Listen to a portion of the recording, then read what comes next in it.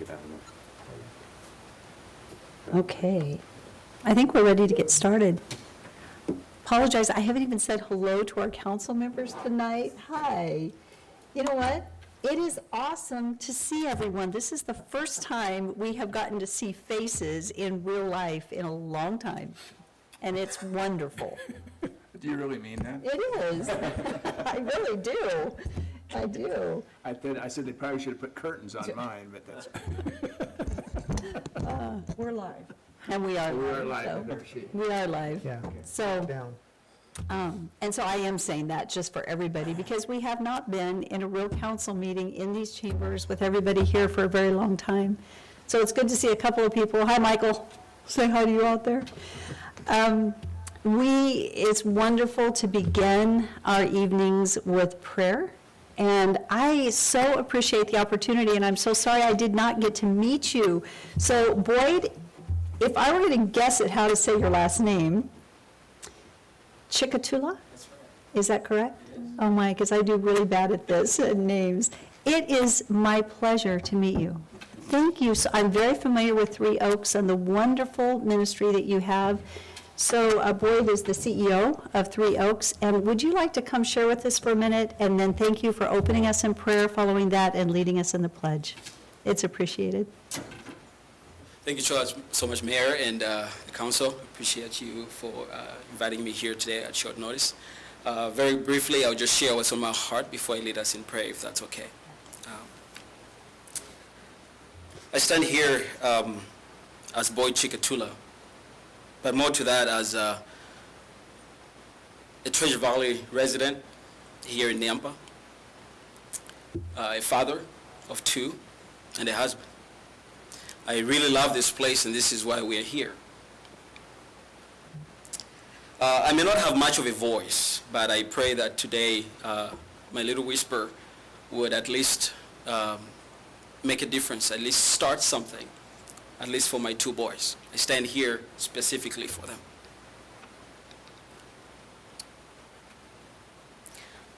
Like many men and women that have a conscience and have the love of God in them, their hearts are broken at the death of a black man, Mr. Floyd, under the knee of a police officer. I don't stand here to protest. I stand here to stand with you, because this is my city as well. And I would not want what's happening in other cities to happen in my city, because this is where my sons are going to grow up in. I do not believe in violence. I do not believe in public riots that cause unrest and destruction to property. And last night I was praying, God, what should I do? Because I don't believe in violence. I believe in talking. I thought I should call the mayor's office and see if I can come here and share a little bit of my heart. I want to ask that as a city, even though we have not seen the violence happening here in our city, that it's time that we take a stance. We say something about it, because it's just a matter of time before it comes here. This is not about the racism. I don't think it is. I think the issue is about the heart of man. And if we don't address that, then more and more people will continue dying, not just blacks, but Latinos and white Americans. What are we doing about it? For me, as a resident here, but also as a church leader here in our community, I believe that as a church, we have the obligation to teach morality more than just behavior. And so I want to plead with you as a city council, people that we have put in these positions, because we know that you are able to bring a change and a difference. For my sons that will grow up in this community, I don't want them to be driving down 12th Avenue and seeing burned down buildings because people of my color did that. I think there's a better avenue that we can talk about what we can do to move this forward. I think as a city police and everybody that is sitting here, I think we can do something. We can say something. We can say, Nampa loves peace. That Nampa is looking at the long range of the futures of our young ones that are coming up, my sons. What is this police doing to make sure that the training is given, adequate training is given to the police officers to know that when they stop man and woman, black and white, Latino, that they will be respected and treated as such? And I'll tell you that I have been stopped 3 times that I can recall, and I have been treated here in Nampa very excellently well by our police department. I have no problem with any of them. And so I stand with them. I don't stand with what happened in other places, but I stand with them. So this is my voice for my kids.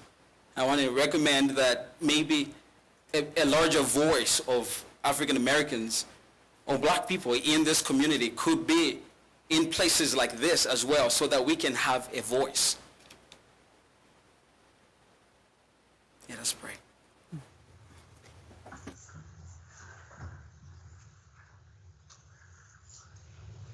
Father, I thank you that you are a God of peace. The Bible says, as far as it depends on you, live at peace with all men. And God, today we pray, as the Bible says, that if my people who are called by my name will humble themselves and pray, if they'll seek my face and turn from their wickedness, I will hear them from heaven, and I will heal their land. Lord, we pray that you will heal our land in Jesus' name. We pray over the city of Nampa, God, for your protection over this city. We refuse every wickedness and every plans of the enemy that is planning on bringing contention and distraction to the city. God, we pray for your covering in Jesus' name. I pray that you will help our police to be alert and yet, God, very professional in Jesus' name. Lord, I just pray that you flood us with peace here. May we be a beacon of hope and of peace. May when people look around the nation say there is a city that believes in unity, a city that believes that everybody is created equal in Jesus' name. And Lord, I thank you today for these men and women that you have appointed in these positions. I pray, God, that their voices will be heard. They may not be affected personally, God, but together we are affected. And I pray in Jesus' name that as a city, we shall speak. As a city, we shall say no to violence in Jesus' name. Lord, I thank you that you're giving these men and women wisdom to make decisions, not only for this generation, but for the generation to come. God, we cannot do much to change the past, but we can change the present and the future today. In Jesus' name, amen. Amen. If you would stand with me as we pledge allegiance. I pledge allegiance to the flag of the United States of America and to the republic for which it stands, one nation under God, indivisible, with liberty and justice for all. Thank you. Boyd, would you stay there for a moment? Sorry. Thank you, Boyd. Thank you. How old are your boys, Pastor? 8 and 6, sir. 8 and 6. All right. Thank you so much for your voice tonight. Yeah. Chief Huff is sitting there. We have incredible leadership in our public service, and my heart is aching tonight for our country. And I'm so grateful that you're here tonight. We need more voices. We need more diversity. We need equity. We need peace and understanding, and I will stand alongside you any day. And I'm so grateful for your prayer for our community. Thank you. I like when you said Nampa loves peace. We do.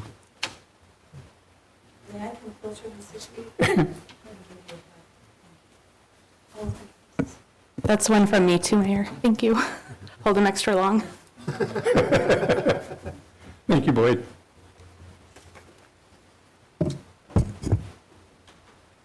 So are there several Three Oaks churches? You know. I like them. Boy, what a statement.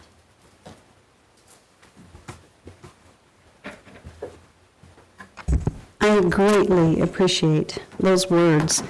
And I want to say that we are a city of peace. We are a city that believes in peace, and we're a city that does not discriminate. And I so appreciate Boyd's leadership. We've not met before. I'm familiar with his ministry, and we need that kind of leadership, and I appreciate it greatly. So, thank you. So, let's start with roll call. Rodriguez? Here. Bruner? Here. Mucci? Here. Levi? Present. Haverfield? Here. Bauer? Here. So we do have a couple proposed amendments to the agenda as we move forward. The first one is a correction to correct the address listed on item 5.1. Due to a clerical error, the agenda was published with the address listed as 6111 Birch Lane, and the correct address is 6062 Birch Lane. The other is an amendment to accept alcohol license renewals which were completed after the publication of the agenda on Thursday, May 28th.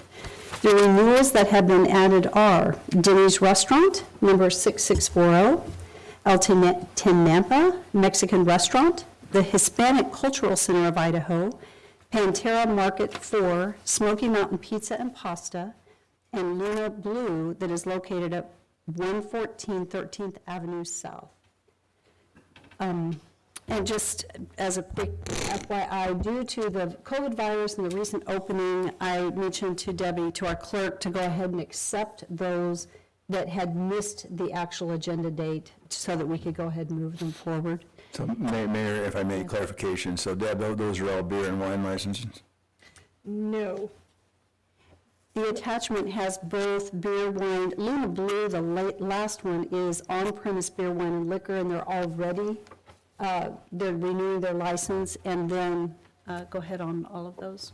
Denny's is beer, wine, and liquor. El Tenampa is beer, wine, and liquor. And the Hispanic Cultural Center is beer, wine, and liquor, and so is Smoky Mountain Pizza. Okay, I will not be accepting that consent agenda with those restaurants in there, with the restaurants. Don't have a problem with the cultural center. Actually, I do have a problem with the cultural center. Well, that's fine with me, but my research, there's no reason for them to have beyond beer and wine, so I'll be stating that later too, so. Well, so they already have the license. This was the renewal So I am It's not strictly accepting the renewal, so. of if it has liquor with it. Right, beer and wine is fine in a restaurant. Bar, of course, they will need to have a liquor license. Okay. Okay, so I'm trying to think. Yeah, how to in fact, I proceed properly. just talked to the detective with the beverage of the state today, and, yeah, he was in agreement with what I'm going to be saying later, so, okay. Okay, so the amendment to the agenda I'm trying to think procedurally how to move forward Well, because. I'm just one vote, Mayor, so, that's, Yeah, okay. yeah. So I guess I would leave it to the council if they would like to accept the proposed amendments to the agenda. But with that, you would be accepting the consent agenda as amended. Mayor Kling, I'll make the motion to accept the agenda as amended, to see if there'll be a second. Second. Okay, it's been moved and seconded. Is there any discussion? Okay, roll call. Rodriguez? Yes. Bruner? No. Levi? Yes. Bauer? Yes. Mucci? Yes. Haverfield? Yes. So as we move forward on the agenda,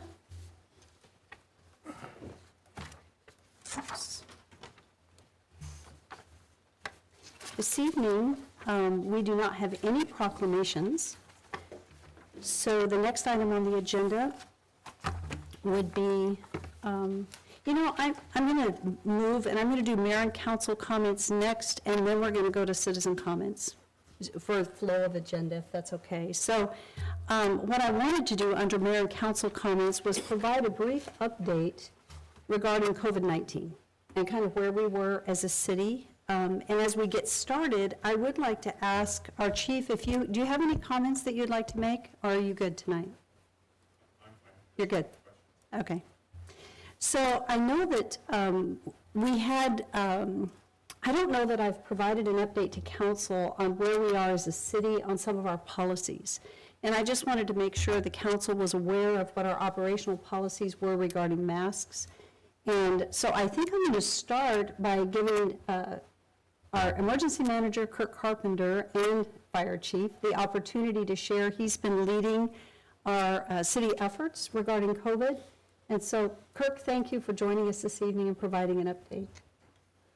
You bet, you bet. It is exciting to, although I'm at home attending virtually, it is exciting to see faces behind the bench. And what a fantastic prayer we were let out with.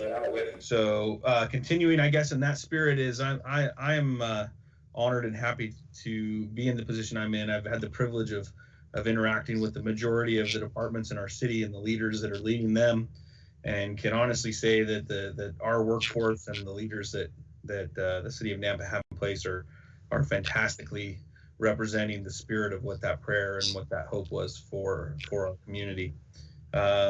We do have a mask policy in place, which is respectful for our coworkers. We wear masks when we cannot socially distance or physically distance 6 feet. We're following the CDC guideline out of respect for one another.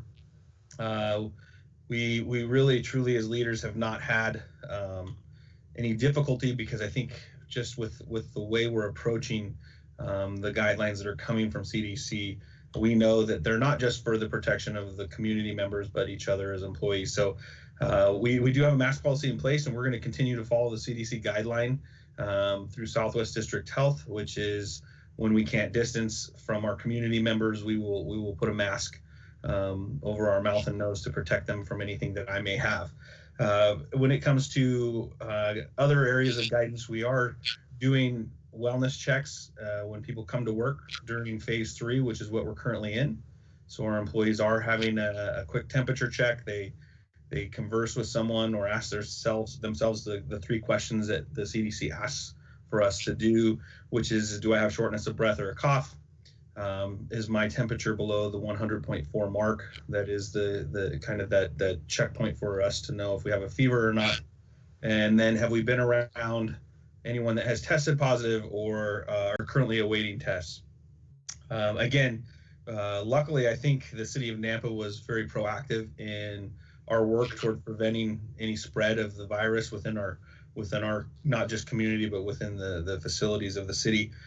We are continuing to see success in our operations, as well as the wellness of our employees. So much in that we found it the right week this week to go from the daily reporting to the mayor to a weekly reporting.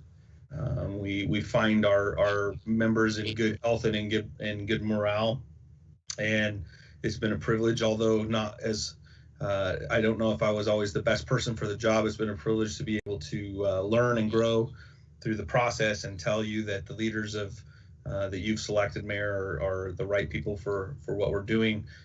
Obviously, the lift that we've been doing and continue to do in learning the processes of this, whether it's a state or FEMA or whatever it is, it is a team thing where when you have someone like Kristen Pudlow, Doug Racine, Patrick Stewart, I can see Darren is on the call. He leads our biggest division and has the most people to manage, and he's done an amazing job in providing guidance as well as meeting healthy and good steps towards keeping our facilities open and serving the community, really. And as I go around to the divisions and departments, our number one priority is that we are going to be prepared for if this comes back. To where our city continues to be the vital resource it is to our citizens, that we're ready for the challenges that come for us. And we have seen so much out of the box thinking. It's exciting. Great things come from tragedy. And I can honestly say that we watch the news. It's hard to watch the news some days, but the people of Nampa and the people that are serving as citizens or as employees of Nampa are thinking outside of the box and coming up with ways, and that we're going to serve the community and be better on the other side of this virus than we've ever been before. And so it's exciting at the same time as we come to hopefully a more newer norm. It is kind of exciting to think that my daughter will be playing softball this weekend, so that brings a smile to my face. And I do know that I will look forward to the day when there's no more yellow tape on chairs and we can all see each other.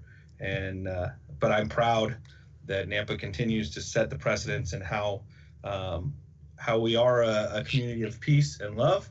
And we do the things we do not because we have to, but because we want to for each other. So that's what I've been experiencing. I'm thankful that I was given the opportunity and the trust to do it. So I will also enjoy going back and doing some fire departments things now as well, though. So if there's no questions, Mayor or Council, that's my report, and I'd be happy to stand for any questions if there are. Thank you, Kirk. I appreciate your update. I did want to let council know that, so we visited with all the directors this morning, because our policy is to wear masks when we pass each other in the hall, when we're within 6 feet, and while some, have different opinions about masks, I wanted our team that leads the city to see where they were, and everyone was in agreement, we need to stay the course. We're wearing masks out of respect for each other. We have at-risk employees, and we want them to want to come to work. And we want them to know that we are interested in protecting them and their health. And I am so incredibly pleased to not have had COVID spread through our city. We've been very careful.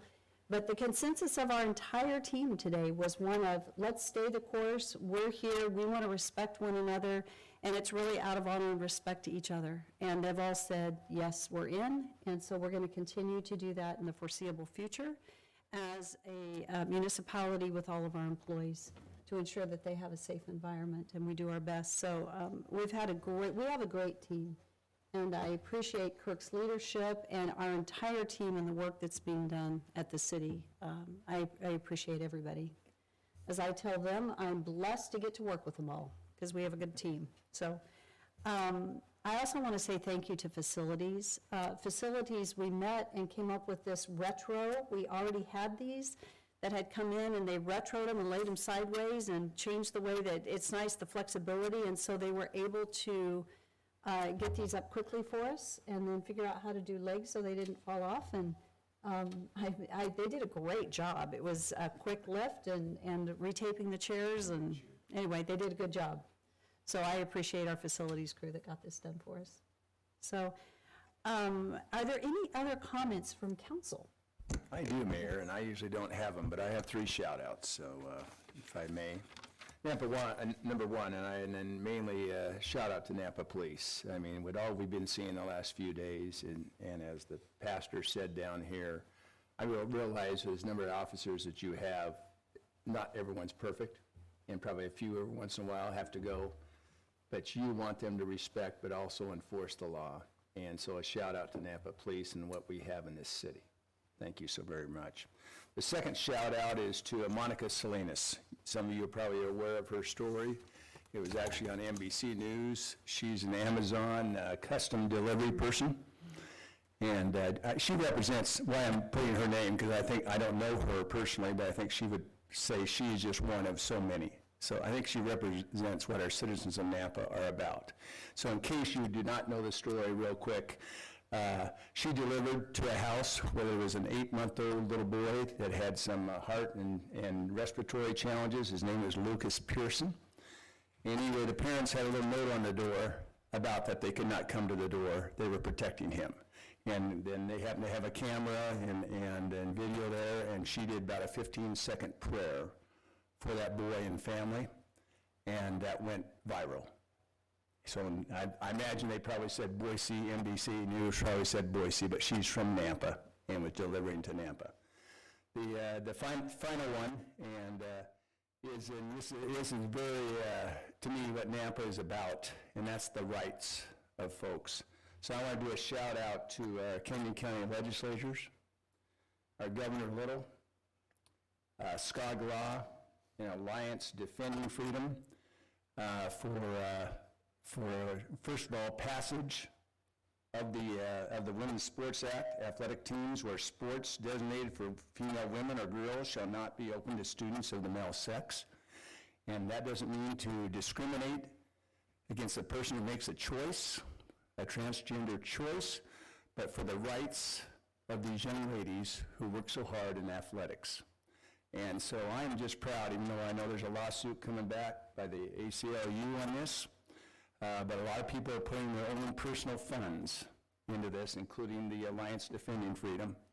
And I'm just proud of our legislators and the governor in standing just really well on this. And hopefully that doesn't change anytime soon. And especially I hope the people of Nampa support and protect our young ladies who are working so hard in athletics. Those are my 3 shout-outs. Thank you.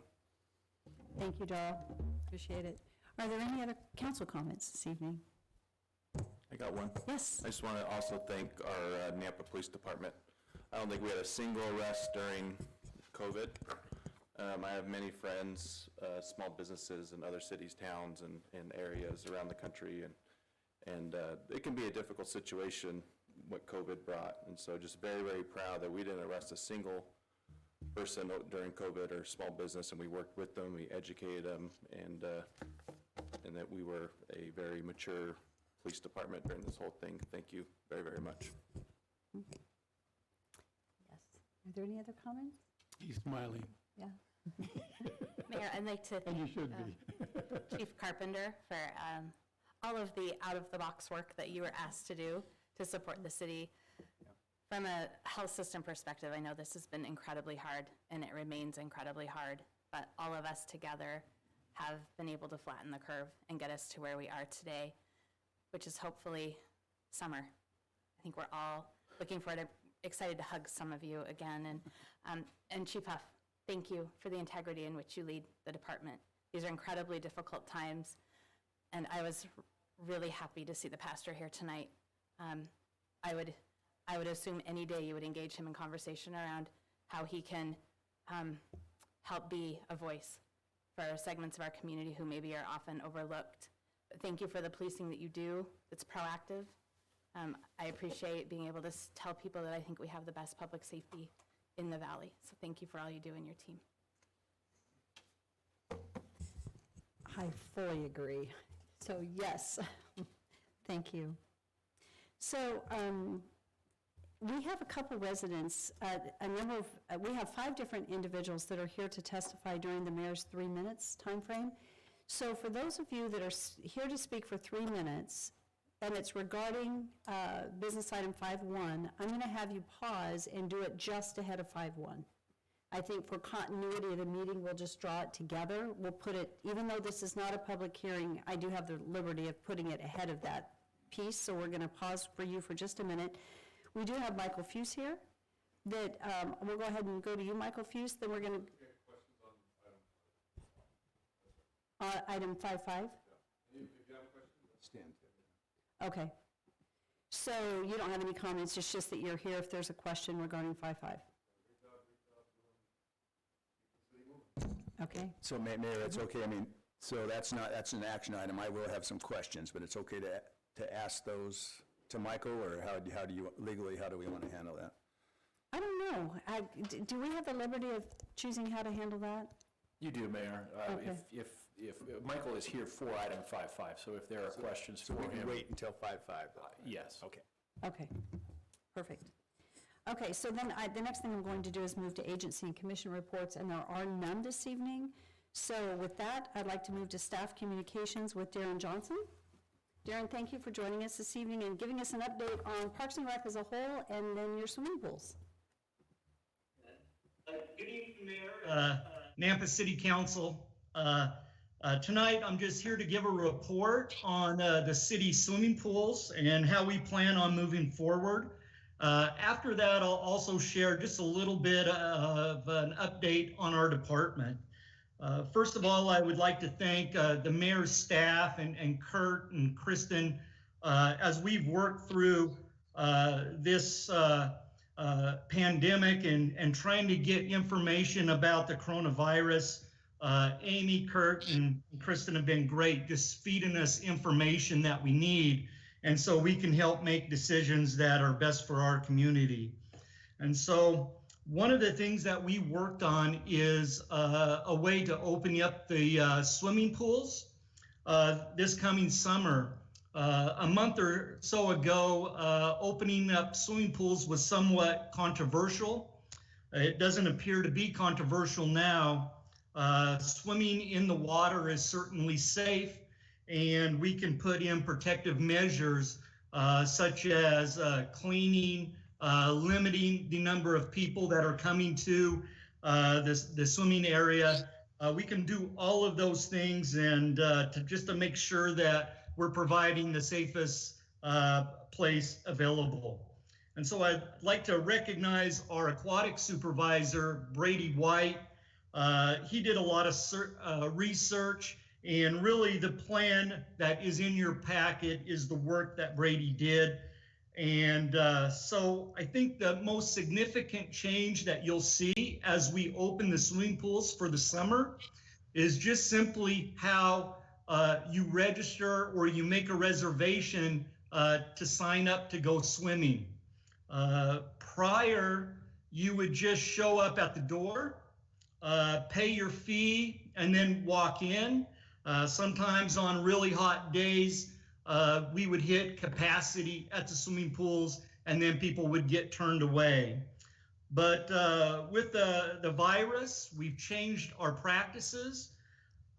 What we'll have is 3 reservation time slots. And so if you want to come swimming, you'll go to our website, you'll make reservations and pay online, and then you'll show up that particular day that you made the reservation for and the time.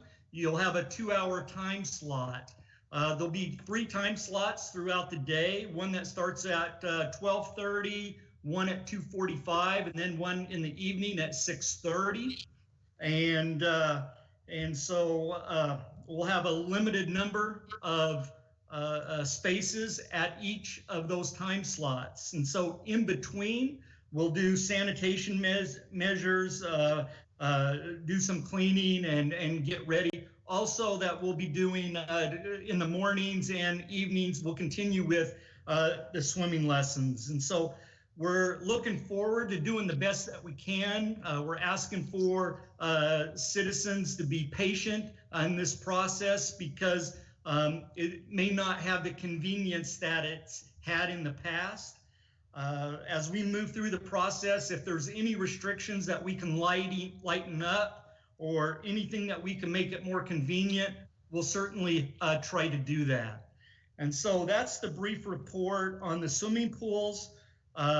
Just want to mention that the recreation center now has been open for 2 weeks, where attendance is about 50 to 65% of where we would be typically at this time of year.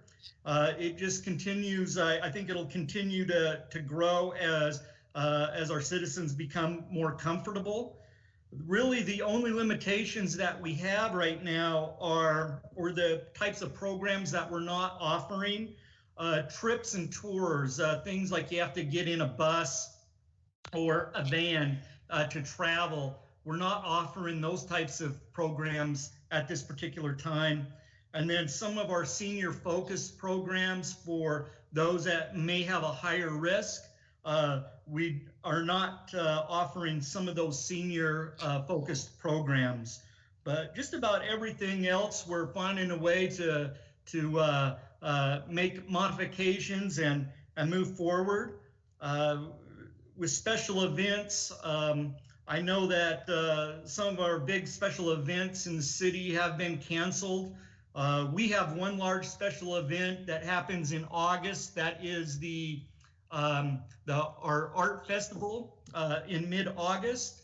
And so at this particular time, our staff is meeting. We're looking at ways to see if it's possible that we can make some modifications and still hold that event. And so we'll be announcing our plans for that at a later time.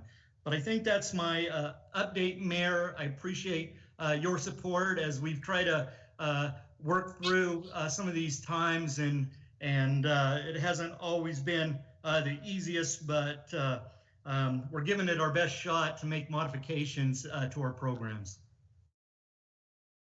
And Darren, you and your team have done an outstanding job of being flexible through this and ensuring the public safety while trying to maximize the opportunity for our citizens, and that is just the best blend. So thank you so much. Council, do you have questions? No? Just great job. Thanks, all your team. Yep. Thank you, Darren. Is Claire Conley on? Yes, I'm here, Mayor Clayton. Good evening, Mayor and members. Good to see you up there once again. I think those partitions were actually at the library, they're glass partitions, so we're happy to loan them to you for council meetings. But we do want them back at some time. But we're planning tomorrow to open the library. We're doing a gradual opening. We're going to be opening the library lobby from 10 to 12 to 4, excuse me. We have been doing curbside pickup for several weeks now, very successfully. Our staff is enjoying it, as our patrons, so we're getting a lot of items out. Our courier system is just starting to function again with the other libraries, so people will be able to get their books. We're quarantining items for 72 hours once they come in, so they won't leave the library, or staff won't touch them for 72 hours after we get them in. As far as the lobby goes, we will have the capacity of our library is only 17, of our lobby is only 17 people, believe it or not. Those are according to from Patrick, we got that from facilities. And so we're going to have some circulation staff for cards. We're going to have some reference staff. We're going to be retrieving items for people and bringing them and checking them out.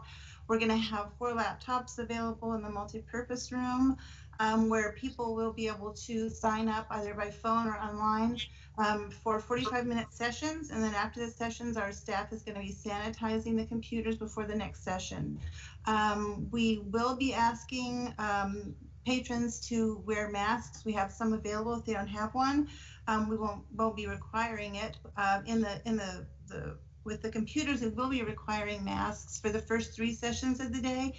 The last session of the day, if you don't want to wear a mask, you can come into that session, so we know that all the people in there are aware that other people don't have to wear masks at that time. Other than that, we're functioning really well. We invited many of our staff back, not all. Today we had 17 people in the building, which just seemed like a lot because it's been very lonely in there for a long time. We're starting virtual summer reading next Monday, a week from today, so that'll be fun and interesting. We hope to get a lot of kids signed up for that and adults. So I'd be happy to answer any questions if you have any. I don't see any questions, but Claire, thank you. The customer service in the midst, as Darren has done, has been excellent. When your pickup service and all the work that you've done, it's been excellent. So thank you so much for working to serve the citizens while also trying to figure out how to deal with all that paper and those books, right, and keeping them safe. So thank you so much. So the next item on the agenda, we're going to go back to the Nampa residents wishing to speak on an agenda or non-agenda item. And we do have 4 people that are signed up to speak, and I'm just going to go in order of what I see in front of me. And the first person, I believe, is Haley Usery. Is that correct?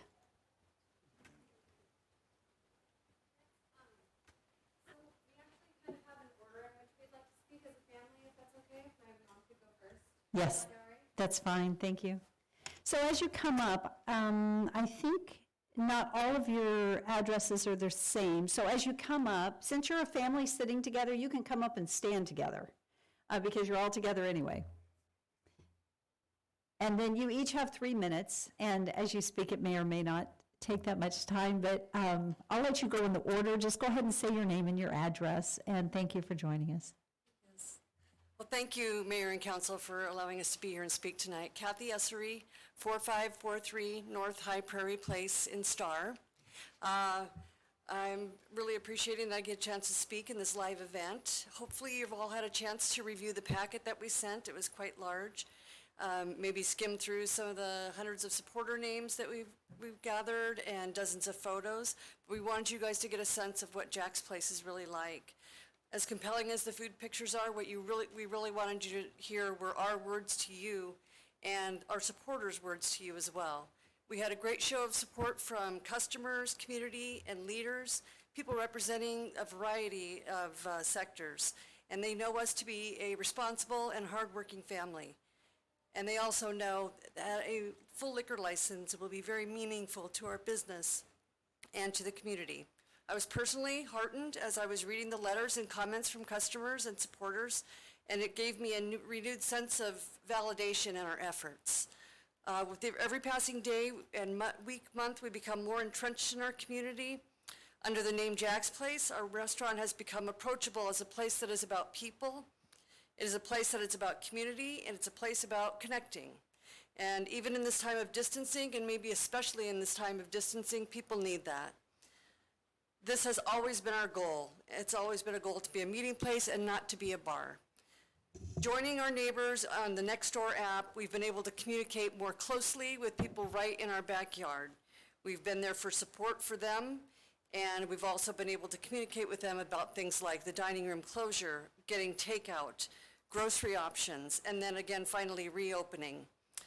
Unlike other social media outlets, these people are right in our backyard. And we've embraced being a part of the neighborhood. A couple of our closest neighbors are the root of why we're here today, and that would be the College of Western Idaho and the LDS North Nampa Steak Center. In response to the certificate that was sent to, or certified letter that was sent to them by the clerk's office, both of them have responded that they wish to remain neutral. And I take this as being a pleasing thing and also not surprising. We've been good neighbors to these entities, and they're happy that we're here to serve their members, their students, their faculty. And having been in direct communication with both CWI leadership and the Steak Center's liaison through public relations, these entities both know that we are good neighbors, that we're safe and respectful. And due to the nature of their organizations, a neutral stance is the best way that they can support us. They're not standing and saying no, they're saying we want to stand down and allow you to do your business, and they know that we'll do it in a responsible way as we have thus far. That's all I have tonight. I thank you for your time, and I appreciate your allowing me to speak. Thank you. Thank you, Kathy. Well, again, thank you guys for allowing us to speak today. We have earned a great reputation from those around us as being good and responsible neighbors. Not only are we viewed this way by everybody near us, such as CWI, Westmark Bank, who's also in our parking lot, and the LDS Church, but also by, local moms and dads who allow their children to come visit us, either by bike or foot to get their favorite soda, cookies, and a good meal. It wasn't by accident that we were viewed this way. I've worked very hard over the last 2 years to assemble a team of really solid servers. I take pride in my customer service, and so does my team. We pay attention to our customers and to our details. Every new hire is made to understand the importance of serving alcohol. They understand that it is a privilege and not a right, and that we hold ourselves to an incredibly high standard when it comes to serving. While some people may think it's just beer and wine, we take our responsibility to serve very seriously, whether it's beer, wine, or liquor. Our servers are expected to complete TIPS training certification. In fact, their Jack's Place free employee meal program is contingent on the completion of said certification. Under the TIPS training, they learn what it means to properly identify if a person is of legal age, how to determine if a person is at risk of being overserved, and what to do in those situations. In the 2+ years that we have been serving beer and wine, we have been completely free of any alcohol-related incidents. I expect that to continue with a liquor license, as there will be an even stronger focus on our responsibilities to serve alcohol safely. Just 2 weeks ago, a new ordinance was enacted where the City Council was empowered to use a point system to measure the quality of an establishment's license based on infractions. We fully embrace this, as it means to set reputable businesses apart from those not abiding by the laws and rules associated with a liquor license, ruining our collective reputation. With repercussions including the non-renewal of a license and/or a revocation, hopefully this will act as a deterrent. More than anything, we want you to know that we have always and will take the responsibility of our beer and wine license seriously, and fully understand the added responsibility that comes with a liquor license. I was raised never to shy away from responsibility, but to face it head on. And with this, it's no different, and I'm confident in our abilities. Thank you. In your name, you were, Sorry. you go by? I'm Haley Essery, and my address is 11678 Penobscot Street in Caldwell. Thank you. Thank you. Thank you. Good evening. I'm Jeff Ussery, 4543 North High Prairie Place, Star, Idaho. By not offering our customers their favorite drink, we are forcing them to travel miles away from their hotel or home. This is certainly a deterrent for travelers visiting the area. It's a frustration for our residential neighbors too. Many of our customers supporting a waiver for us to serve liquor noted that they enjoy riding their bikes and walking in the neighborhood and would appreciate being able to get a drink nearby. Idaho Center event goers that would walk to the event after enjoying their favorite beverage with dinner would appreciate the convenience this would afford them as well. Andrew Luther points to the fact that thousands of Idaho Center attendees would really enjoy a full-service restaurant close to the venue. Mitch Manette explains in his letter of support that the chamber members in the vicinity of Jack's hotel and dealership owners are in favor of approving a liquor license as they feel it would add value and additional options to their business and their customers. With over 700 petition signatures and letters enclosed in our packet, there is a significant evidence of overall community support. Every time we turn a customer away by telling them that we don't serve their brand of alcohol, we lose the drink sale and we also lose the sale of the meal that goes along with that. Based on feedback from Jalapenos owner Irma, Brick 29 owner Dustin, and Tom Fair, friend and owner of our favorite restaurant in Montana, The Edge, we would increase our revenue by adding to this category by about 15 to 20%. Food sales are estimated to increase by approximately 10 to 15% based on that information. On sales trends over the last 4 weeks, which have been pretty tough, on average that would equate to approximately $8,000 in increased revenue per month for us. This does not return us to our sales numbers prior to the pandemic. It does, however, go a long way to helping us bridge that gap. I estimate that this high margin category would add approximately 2 1/3 points of gross margin percent. So if we were to look at the fourth quarter of 2019, our last normal quarter, running P&L, cost of goods sold, labor, fixed expenses to sales, we lost about $100 a day in that quarter. If we were to add the liquor category based on the input that I received, running the P&L calculation with that information, we would be profitable by about $90 a day. So it's really that close. As you can see, this high margin revenue benefit would definitely put us in the black once our business is finally back online, which is not right now. We have been in the fight for our livelihood the last 11 weeks since the order to close dining was issued. Our sales are down $120,000 in those 11 weeks. It's my hope that you guys have reviewed our packet, that you have heard our plea, and that you've heard the will of the people. Thanks. Thank you so much. And the next person to sign up is Steve Blankenship.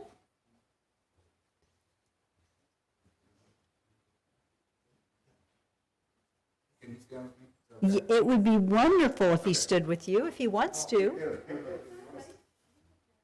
Would he like to introduce himself? I bet he would. Let's see. He's in the packet. If you look, I think it's page 97 on the bottom there, you can see a picture of him. I'm Steve Blankenship. I live at 16819 Rosebriar Lane in Nampa. And this is, you want to tell him what your name is, buddy? He's going to be shy now. This is Caleb. He's 5.5. And you'll see there's a sign that he made for them. He was the student of the week at school, and they had him fill out a poster, and he said his favorite place to eat was Jack's. So we had to go in and take it in, and they took a picture of it for him. But I just wanted to give you a little background. I spent 10 years in the Navy. Jeff is also a military veteran. I also spent 25 years in corporate doing organizational development and internal business consulting for Fortune 50 companies.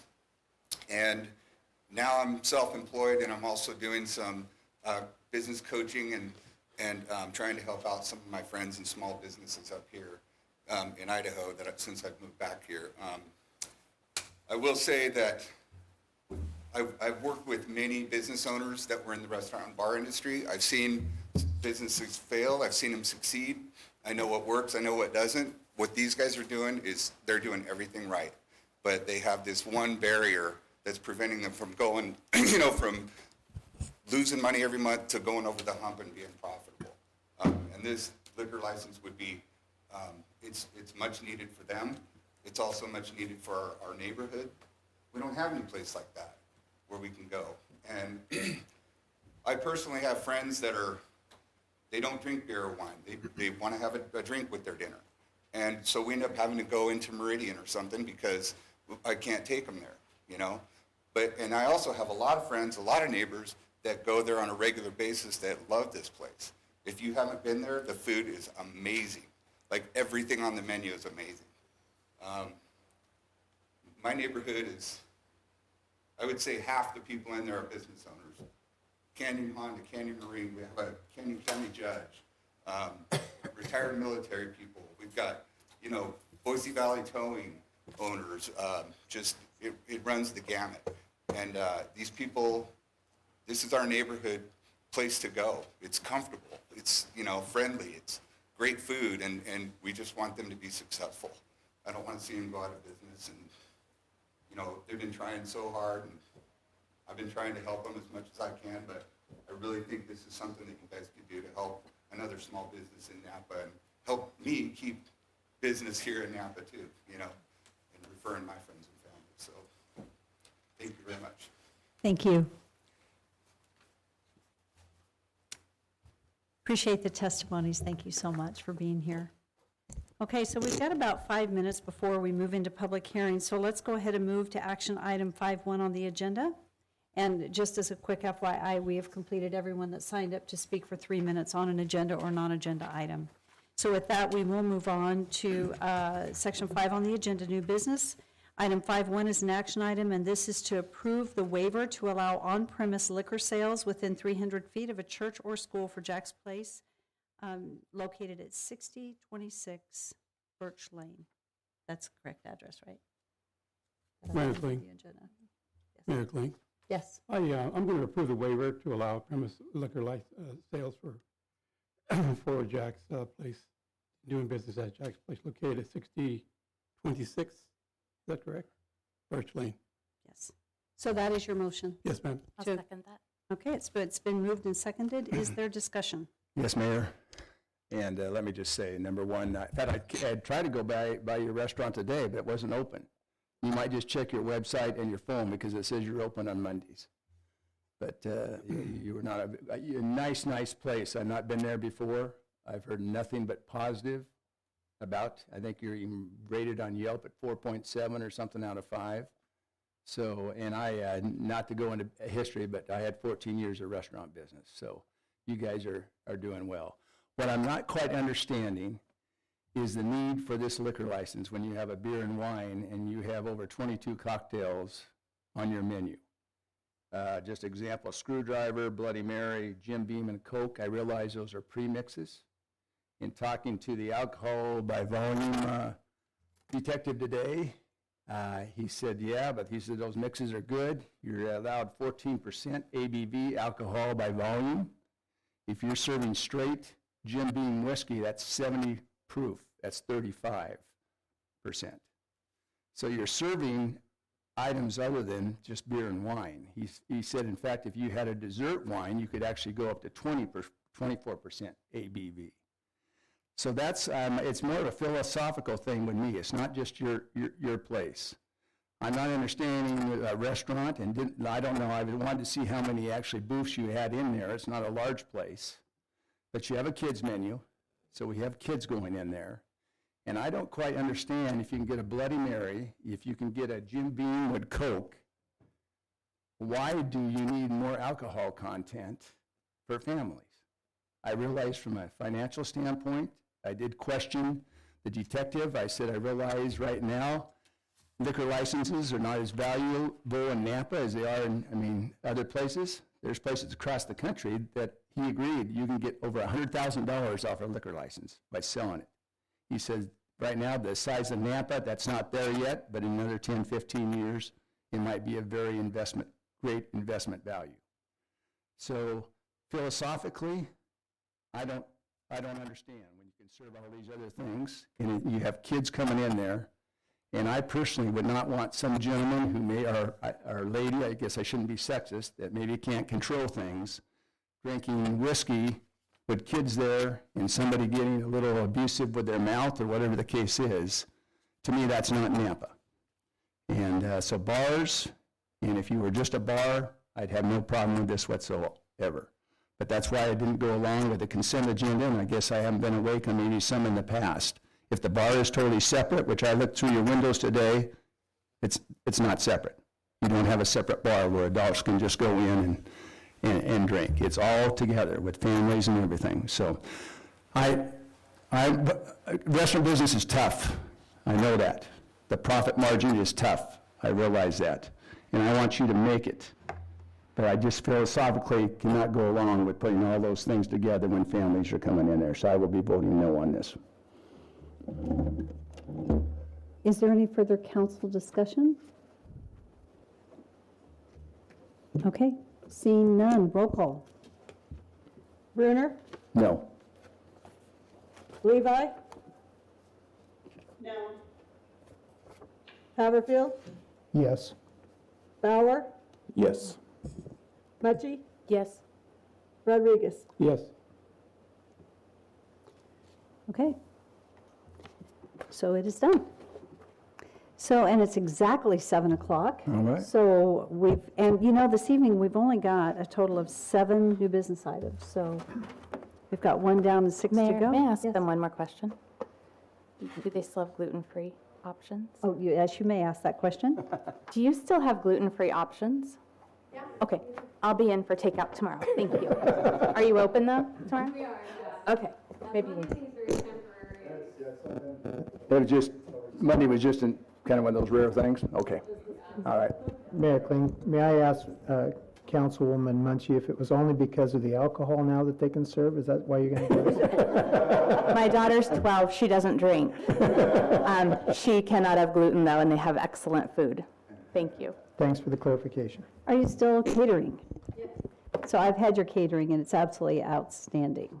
So. And gentlemen, thank you both for your service to our country. Okay? Well, we trust things look up, right? Thank you for serving our community. Congratulations. Thank you. So we have our first public hearing this evening. This is an action item, and it is a conditional use permit for public self-storage in a community business zoning district at 980 South Rising Sun for Aria Orr. So is the applicant with us this evening? Yes, I'm here. Perfect. Thank you. Thank you for going ahead and saying your name again and your address, and then feel free to share with us about your project. Yes, my name is Araya Orr with New Design Architecture, located at 725 East 2nd Street in Meridian, Idaho. This project consists of 8 buildings along with a storage office space. The storage buildings equate to around 42,000 square feet with about 1,000 square feet office space. And then additionally on the site there is plans for a an indoor sports training facility that could also potentially be a commercial flex space, along with another building that will be a commercial flex space, more intended for extra shop space for tradesmen, also potentially, other businesses just needing a little extra space. And so the storage buildings will primarily cater to RV and boat storage, with a large amount of the units being used for that purpose. This is with the plan to coincide with business in the subdivision is a little bit to the north. And then there will also be some indoor and enclosed storage facilities as well. This location is surrounded by residential neighborhoods, and there isn't a lot of storage facilities in this area of Nampa. And with the population growing out this way, myself and the client believe that this is a good opportunity to provide that service and that resource for residents. This particular group of buildings also relates to retail and office space that was approved for design review to the north in the same subdivision. Similar materials will be used to coincide and create a cohesive feel to the subdivision, trying to create aesthetically pleasing look. The building facades on the exterior of the storage facility will also be dressed up a bit to make sure that it is aesthetically pleasing along Middleton Road. And then another thing to note is this particular lot is adjacent to residentially zoned properties. And with that, we understand that there is a setback requirement when a BC zone is next to an RP zone and the BC zoned lot is being used for storage. In order to make sure that we can get a lot or get enough storage buildings on this site, we are proposing a lot split and putting the commercial flex space and the indoor sports training facility on the separate lot in order to not have the setback as big of an issue. And with that, I will stand for questions. Questions for the applicant at this time? And for our applicant, just so that you know that as part of the public hearing process, you will be given the opportunity to come back and provide final comments at the conclusion of the public hearing, so we can address any questions with you at that time. Okay. Perfect. And just a quick FYI to council, one of the things I'm hearing tonight is that on the live feed that they can't hear us well. So go ahead, if you do speak tonight, pull your mic in close, because for some reason it isn't coming across well, and I hear it could be because of the sound in the room and the barrier. So anyway, that's just a quick FYI. So Christy, would you like to provide us with the staff report? Yes, thank you, Mayor. My name is Christy Watkins. I'm the principal planner for the city of Nampa. The action requested from you tonight is the approval of the conditional use permit for a public self-storage facility in a BC zone at a property located at 980 South Rising Sun Drive. The comprehensive plan designates this property as community mixed use. The property is currently zoned BC with commercial to the north and single-family residential properties to the south, east, and west. The property is 4.64 acres with water, sewer, and PI available to the site. The project will take access via the parking area for the proposed indoor sports training facility on the south, which will access Middleton Road, and it will have emergency access to the north through an adjacent commercial parcel. Access easements will be required access easement documents will be required to be recorded prior to final occupancy of those buildings. Here is the street view of the property from Middleton Road and the rendering of the built out property provided by the architect. So if you can see my cursor, this area on the east side would be the tenant building, and this area here would be the indoor sports facility to the south, and then these pieces in the middle here would be the storage facility.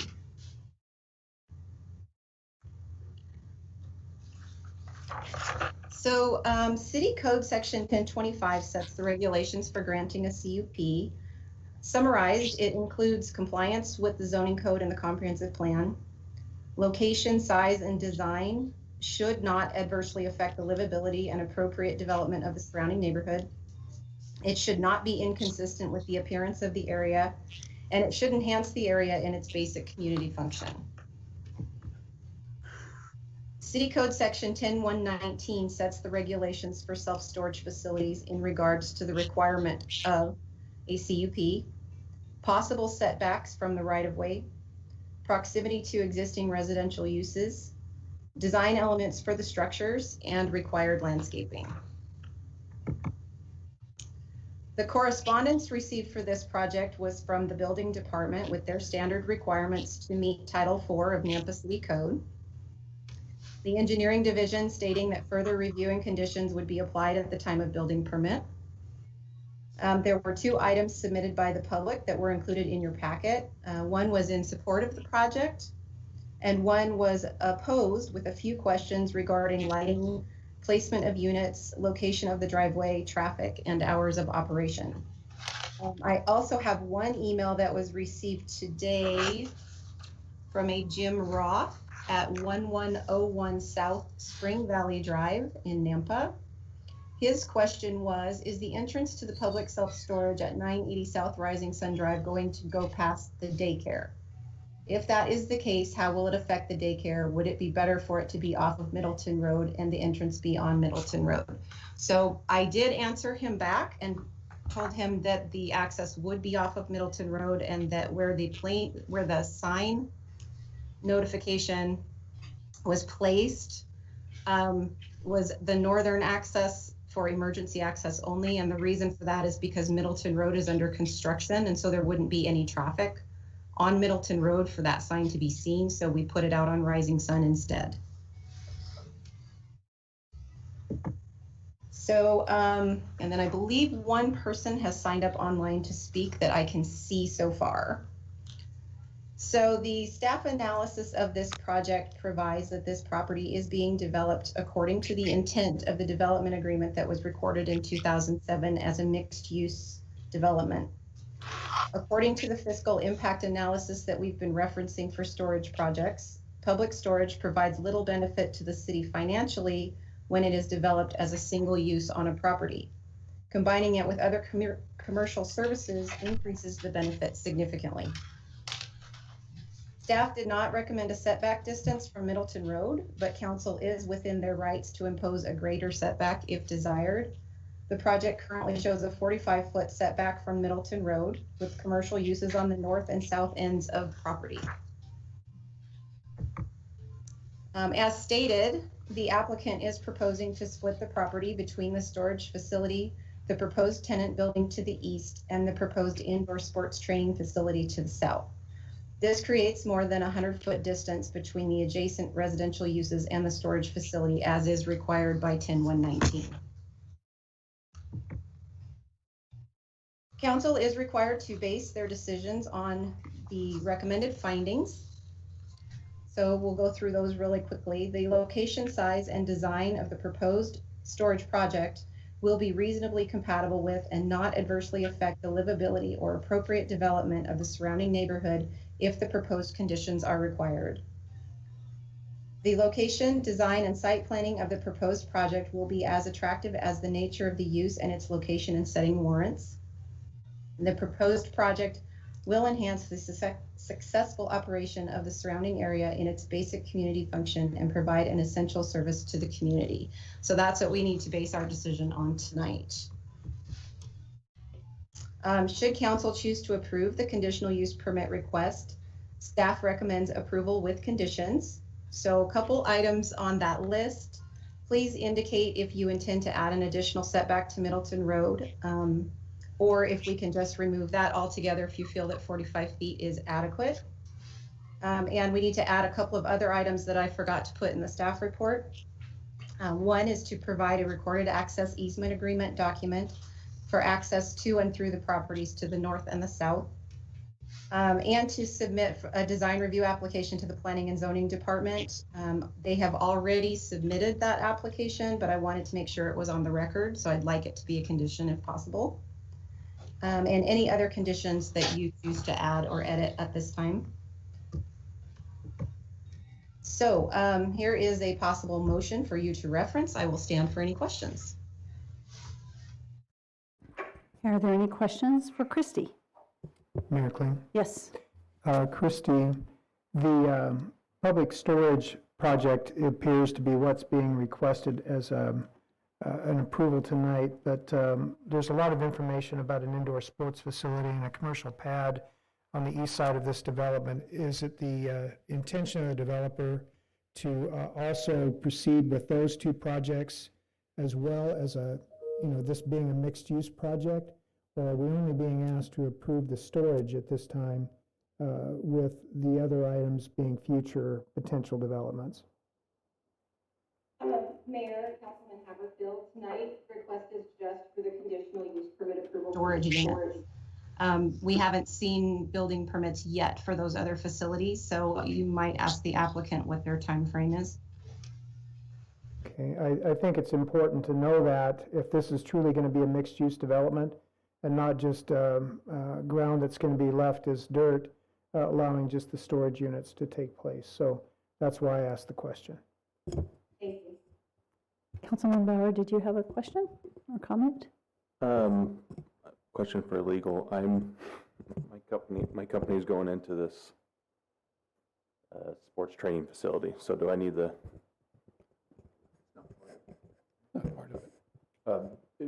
Madam Mayor, Councilman Bauer, do you have an interest in the building at this time? Do you have a contract for purchase or construction or leasing? No, just I'm just renting, but I've been in the works with it for quite a while. Okay, and so you are in the process of working out a rental agreement for one of the buildings that would be built in connection with this development? Yeah. Okay. It's agreement with actually with St. Luke's and with the Kellers and things like that. So. Fair enough. I would recommend that you recuse yourself from this decision. Okay.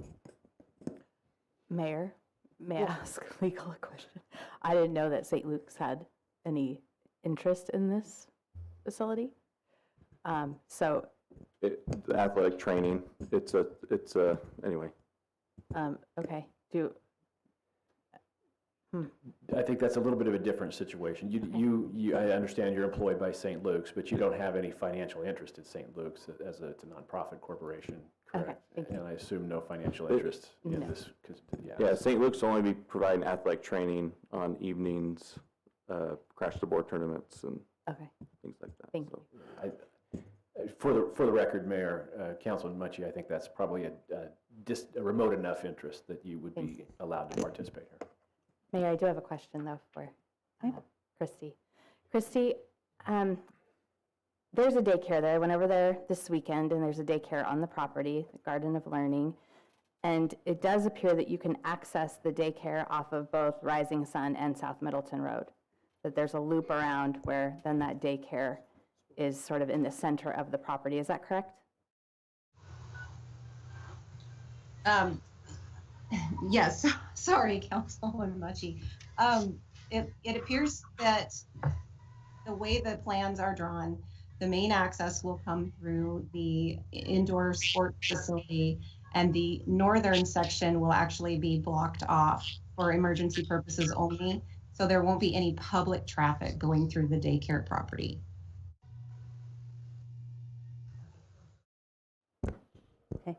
And just a comment, in the recusal, Councilman Bauer, you would not be able to have any discussion regarding this issue. Right. So I might just suggest that there's no discussion that takes place whatsoever. Thank you. So Mayor, what that means, I was going to ask Council Bowers a question, so that means that cannot happen. Is that what I'm hearing? That would be correct. Okay. Mayor Kling. Yes. If I could, Mark, what we're discussing tonight is solely, only the storage facility. We're not talking about anything else. So why are we having Councilman Bauer recuse himself from something that's not even transpired yet? We haven't even voted on that yet.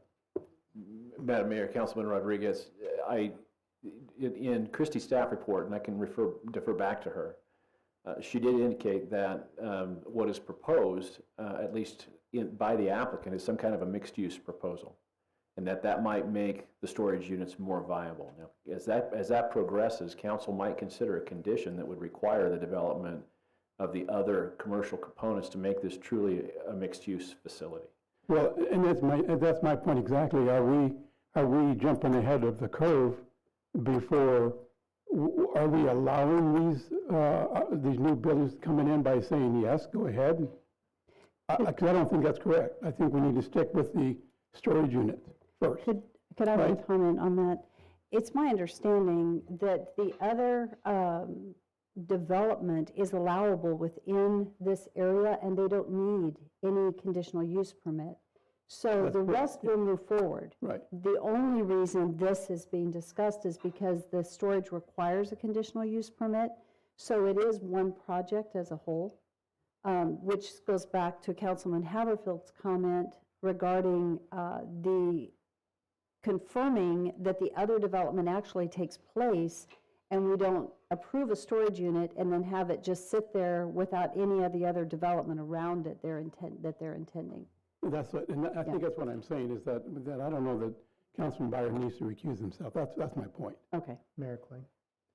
And I apologize, I wanted to get clarity as far as which building he was having to recuse himself on, because my question was, are we just being asked to approve the storage component, or are we being asked to approve the mixed-use concept? And back to our legal advice, my opinion would be that we need to look at it in its entirety, not just in the focus of the storage component, because the other two might not happen. It's nice to know that there is something moving forward on the other, which kind of addresses my concern. And if it does happen all together, then I feel a lot more comfortable about it being mixed use. Gauging it with these other items on the outside of it and then focusing only on developing the storage component first, I don't agree with, in light of our new code. Okay. Mayor, if I may follow up on that. So, Mark, what I'm hearing from you, though, we can have that as a condition of approval, that there would be continued mixed-use development? And I guess, can we put a certain timeline on that, where it's happening, like when the storage units are going in, or what's our legal status? The answer is yes.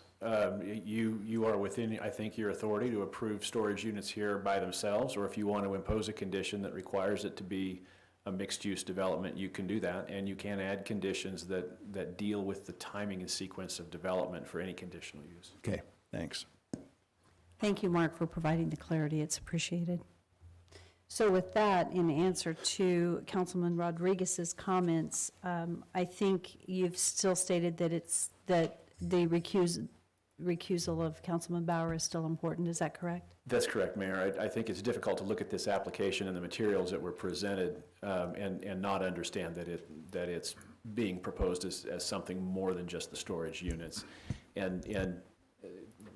So the record is clear. The conflict of interest rules in the Local Land Use Planning Act go to whether you have a financial interest in the approval, and while that's not a business type interest, the lease occupancy would probably qualify as a financial interest in the approval. So that's my rationale. Mayor. Thank Mayor, you. Can Yes, I follow up Councilman a Haberfield. question for Christie then? Yes. Christie, there's information provided in our packet that speak to the Fall River Apartments that came before this council last year. Why is this information in our packet? Councilman Haberfield, I'm not sure. Can you tell me where that is located? Page 208 of 320 in our packet. Okay, so on page 1 of the staff report where it says, let's see. You said the Fall River West subdivision? No, it is the apartment projects that came before council last year, last fall, I believe. And it's called the Fall River Apartments. This came before the council. I can't remember how it ended up. I don't think they got approval, and I'm just wondering why this is in our packet. If it's just a reference to property that this other proposal was on before, or is this another part of this mixed-use concept that they intend to bring before us? Let me see if I can find the pages that you're referencing. I think I know what you're talking about, because I actually kind of glanced at that myself and thought, why does that say Fall River Apartment? I almost wonder if maybe it just isn't part of the packet of information that they sent us as a whole, and maybe it's wasn't taken off of a title as it should have been. That might also be a question for the applicant. I'm not locating it, I'm sorry. Page 204, it's listed as Exhibit D1. Where So is it part of the development agreement? that I haven't seen that in writing. I'm just wondering why this information is provided to us when what we're looking at is a mixed-use development consisting of a sports facility, a commercial pad, and public storage buildings. So why are these apartments thrown in the mix here, other than to confuse us? Okay. So they are part of the development agreement that is on that property. But they're not a part of this application. No, but I have to reference all the material that is relevant to the property that we're talking about. So I put the development agreement in to show that this is a mixed-use development and that the uses that are being proposed, this one and the ones that exist already on the property, are part of that whole intent for the area as it states in the development agreement. Okay, so the apartment project then, from what you're saying, is not a part of this project. No. Thank you. And I'm a little bit confused, could I ask for clarification on that then? Can you show us on, up on the screen where those are proposed? And if I understand correctly, they're still part of the development agreement and they're part of this overall development. So can you show us where they're going to be located? So Mayor, they were intended originally to be on this side here. Christy, we can't see your pointer. Oh, you can't. Okay, the blue area that says RP. Can you see that? Yeah. Yes. That is where the apartments were intended to be developed. That project did not move forward. It was denied. I believe they needed a conditional use permit for what they were proposing. So while the concept is in the development agreement for the overall Fall River West, that particular piece with the apartments was not approved when it came before the bodies that it needed to come before, because I believe there was a lot of opposition from the neighbors. So that project will not happen now, from what I understand. So I guess the question would be, as it was just asked by one of our councilmen, why is it in there? And then what is going to be done in lieu of that? So is that what I'm looking at in my screen that I can actually see? I see 940, 950 in the blue area. Is that what we're referencing? Yes? Yes, that is correct. Okay. I don't know what the intention is for those lots. They didn't bring another proposal forward. They will need to do a development agreement modification at the time if they have a different proposal from what is in there. Mayor? Yes. Okay. Christy, then, if that is the case, that those two parcels will be held out for a future development, is a portion of this project where the east commercial pad is being considered, is that a public road or a private road access that will be on the east side of that east commercial pad? Is there a common driveway that will be placed there to allow access to those two parcels then? Councilman Haberfield, yes, that would be an area in their backup maneuvering area. So it would be on that parcel as a drive aisle. Yeah, that's where the confusion lies, because I was wondering if a portion of this proposed development was overlapping onto where the apartments were proposed to be before, but it didn't appear when you kind of tried to look back and forth that they just weren't aligning. So that's why I was concerned about why that was even in our packet, other than to confuse us. Understandable, thank you. So you can eliminate those pages on our packet. Mayor. yes. Okay, so just clarification here, because I got the impression that we were going to approve the whole thing by virtue of this storage facility. If the storage facility does not get approved, then the mixed use will continue regardless without historically, is that correct? Councilman Rodriguez, that might be a question for the applicant to decide if they will move forward or if they'll redesign the property to provide a different layout. I don't know the answer to that. Madam Mayor, I have something, terribly sorry. I am mixing up this, this is not the same sports facility as the one I'm going into. I think, yeah, I'm sorry, it's been I did read the packet, I went through this, and then today when I went through it, again, I just freaked out. And anyway, that's a big mistake on mine, so I'm not going into the facility. I have no idea the details about this. The design looks just like the one that I'm going into. And so, anyway, I just wanted to say that out loud, and so it's not a mistake down the road. And so, would you please correct that and know that. Strike that from the record, and Yeah. you're, okay, so you are not involved in this There's project not a lot of at all. sports facilities that look like that in Nampa, so I apologize. Okay, Good. thank you. You can take away the slap of my hand. No, Mayor, don't do that. I am a stickler for those private conversations, only because there's an appearance with them, and I thought you probably want to avoid that anyway, so Yes. thank you for the Thank you. clarity. I appreciate it. So I think we're lacking some clarity at the moment. And so I'm not sure how we want to move forward.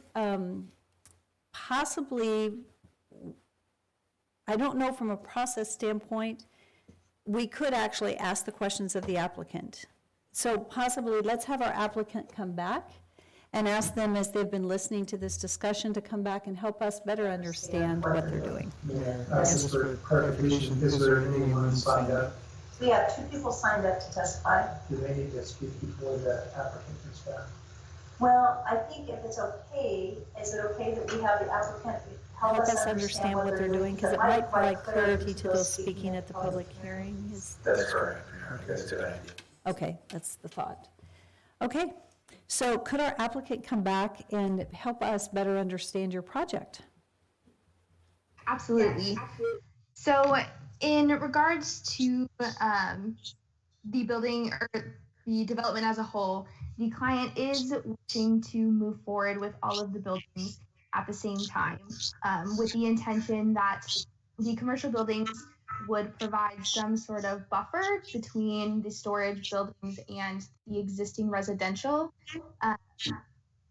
In regards to the apartments, I do believe, as Christy stated, that was a part of the development agreement, but our understanding is that those have not moved forward. And so this is all being developed with the notion that those apartments are not existing and there are currently no plans of those being there. And yeah, yes, the drive, the road between the commercial or the proposed commercial space and where the previously proposed apartments would be, that would be a public road in order to give access to the commercial site, as well as the other developments that will be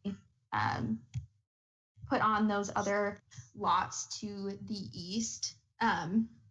In regards to the indoor sports training facility, that project or that building is primarily with the intention that it will not be anything to the extent of recreation. It will be more in the idea of like a rehab training facility. There's a few other businesses around the Treasure Valley who do something similar, and the client is looking to put a business of that sort in that space. Yeah, I hope that helps with some of the confusion. If there are any more questions, I'd be happy to answer them. Is it Araya? Is that proper pronunciation of your name?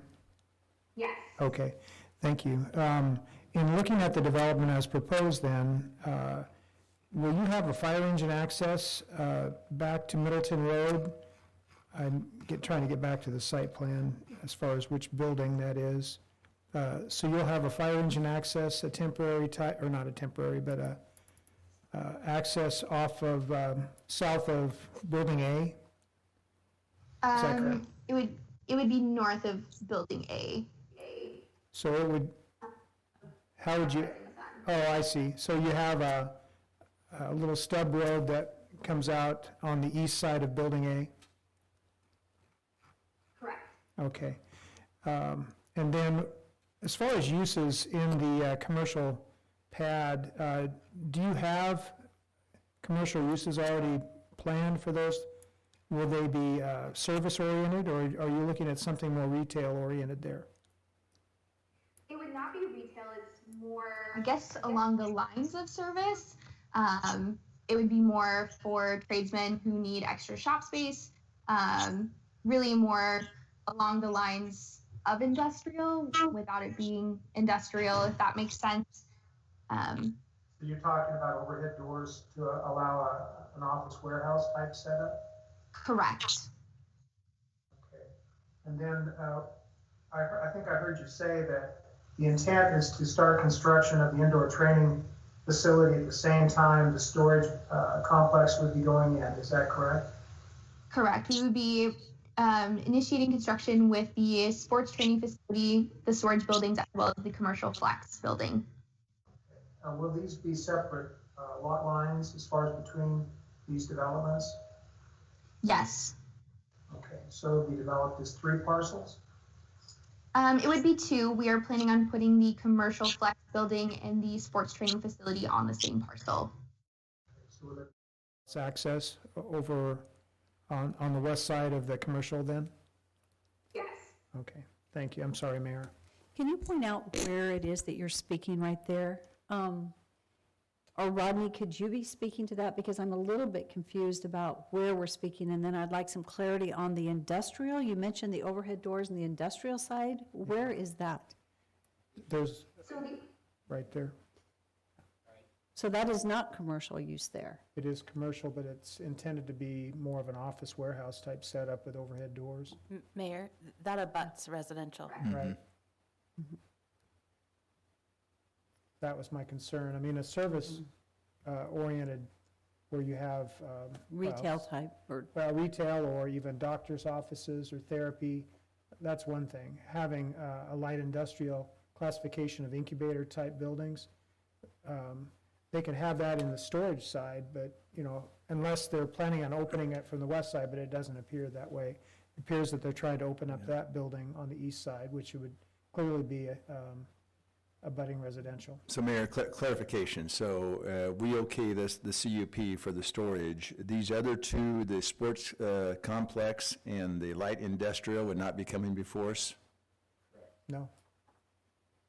Could I ask why the light industrial in this area does not have to come before, or is not a, help me understand that, thank you. Christy, do you want to speak to that, or you want me to address it?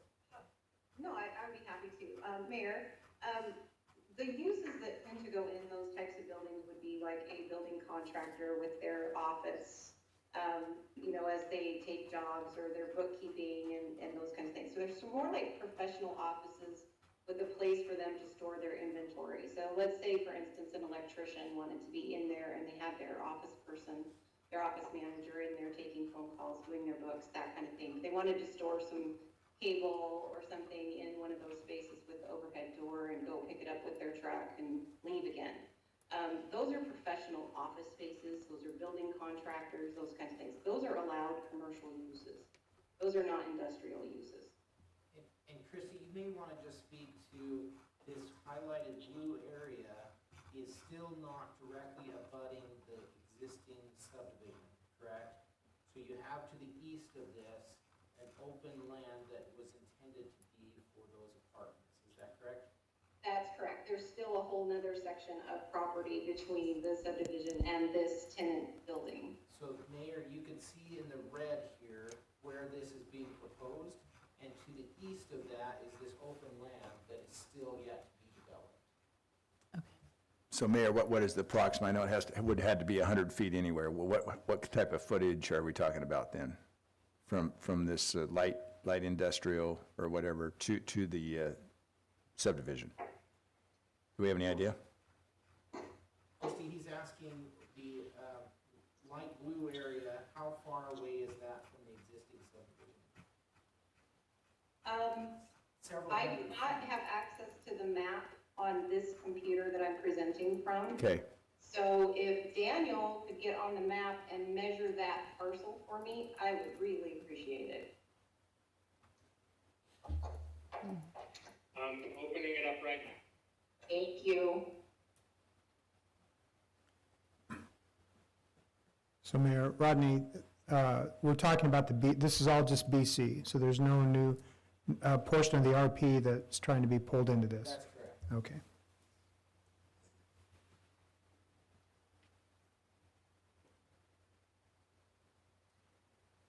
So, well,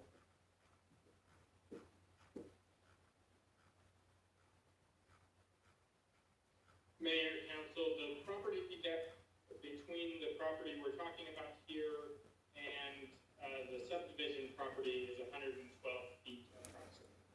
there's not, wouldn't be room for apartments or something else in there then? Excuse me, Mayor, wouldn't there have to be a 100-foot buffer no matter what went in there between they and the subdivision? You mean, and subdivision and storage unit? No. I mean, I thought there, whatever would, apartments or whatever, isn't it, there's not, does not have to be a 100-foot buffer? No. Okay, what is that approximate amount? So, Educate me. The question here is what is a buffer between the existing subdivision and any kind of commercial development or even the apartments? I thought in the packet it said there was going to be 100 feet, whatever went in there between that and the subdivision, which we just were Okay. 112. So the code that you're referencing is the 10-119 that states, public storage facility buildings shall be located a minimum distance of 100 feet from any RS or RD zoning districts and 100 feet from any existing residential building. So the yellow Okay, colored areas there on the screen are all the RS zoned properties where there would need to be 100 feet setback from any residential boundary or structure. okay, So the RP area that Daniel just stated was 112 feet deep. And then we are going into the BC area, which is being split off on the east side and the south side that is greater than 100 feet. Okay. So the storage facility is what that is referencing in 10-119. that's right, okay, And it is over 200 feet away from any residential boundary. good. Thank you, Mayor, thank you. So is there any development agreement as far as any type of landscaping or anything that would need to be required with this 112-foot span? Councilman Ritter, no, there's no landscaping requirement necessarily. That setback is intended to provide another use to buffer the facility, which is what they've proposed here. Okay, There is a landscaping requirement in 10-119, I believe, but it's just a 15-foot that shall be expanded to 25 feet and applied to the portion of the project and properties that are contiguous to a street, pathway, or sidewalk right-of-way, and along any property line shared by a residentially zoned property or property designated as low or medium density in the comprehensive plan. So if they do the lot split as proposed, they won't have a shared boundary with any of those zones. Mayor? yes. Christie, does that mean that that proposed light industrial would abut the child care center? Councilwoman Murchie, I think, isn't the gym that's right there between the storage facility and the daycare? There's open space between both. Okay. So I don't know that it would be directly abutting, the property lines might be abutting. I would have to look at that a little closer. But it would be the end of the building, like the short end of that tenant building. Thank you. Okay, I think there is a lack of clarity on this, and so I'm going to acknowledge that as I'm looking at council. I think there's a lack of clarity on this particular project. That said, council, do you have any other questions before we move to public hearing? Okay, so seeing none, we do have a couple of people signed up to testify this evening. And this is a public hearing, so we're going to move over to that section. The first person that we have signed up is Leonard Buchholz. And Leonard, are you there? And if you are, could you please go ahead and state your name, I'll let you say your last name correctly, and your address, and then you'll have 3 minutes to share your opinion on this project. Okay, can you hear me okay? Yes, we can. Okay. Leonard Buchholz, I'm at 1207 South Spring Valley Drive. If you look at the map that's on the screen next to the blue section there, the 1207. So what you're talking about setbacks, I'm right there at 1207. It's very confusing to me when you're talking about setbacks in these storage properties. I don't see 100 feet. I don't see 200 feet. I don't know what the requirement is going to be, but there is, it's kind of hard to see on that map just exactly what is going to be in my backyard. So my questions there, it's very unclear about the setback. The storage facility itself, they're talking about RVs, which are going to be 2-story buildings. It appears from your drawing there that it wouldn't be on my fence line. So some other questions that haven't been answered along my fence line, of course, the other 4 property owners along there, are we going to stay with the current wooden fence? Are there new fences? Is there different walls put up? What do they look like? Are you putting up 10-foot walls? What's that going to look like there? And I don't see any, and maybe that detail comes later, but so right now, I'm not sure what is going to be in my backyard. And so I have some concerns about that, and I think they need to be cleared up. So basically it's what about the setback? What's my fence line going to look like? Is there going to be another wall there? What's going to be the height of the buildings? It doesn't appear they're going to be in my fence line. They're going to be set back a ways, which is fine. And then is that a roadway along there? What does that look like? So, and since we are in a budding property there, it looks like there are some things that the zoning is already considered and it help protect us as homeowners. So also a comment on the Fall River Apartments. Was very active in that. That was turned down. It was brought up multiple times, and each time the zoning and the city council has turned it down. So that's been off the table now. And if there's any aspect of this that implies that that's back on the table, then we have an issue. So that's all I have. I guess I'd like to see some answers to some of those questions. Thank you. Does council have any questions? Okay, seeing none, thank you very much for sharing. It's appreciated. The next person that we have signed up to testify is Lisa Bell.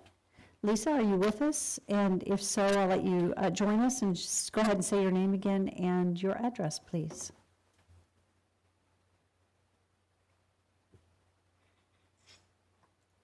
So, Mayor, I don't see that she has signed up. Her form said join meeting, and I did send the link. She sent me an email here at 7:24. Is she there? I thought I heard something. Do you want me to read this email? Please do. Okay.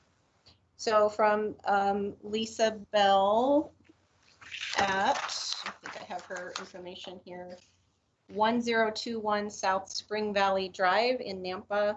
The developer's representative stated that there is a lack of storage facilities in the area of Nampa. There is actually a facility 1 mile from the proposed location at the corner of Lake Lowell and Midland, and that's the extent of her email.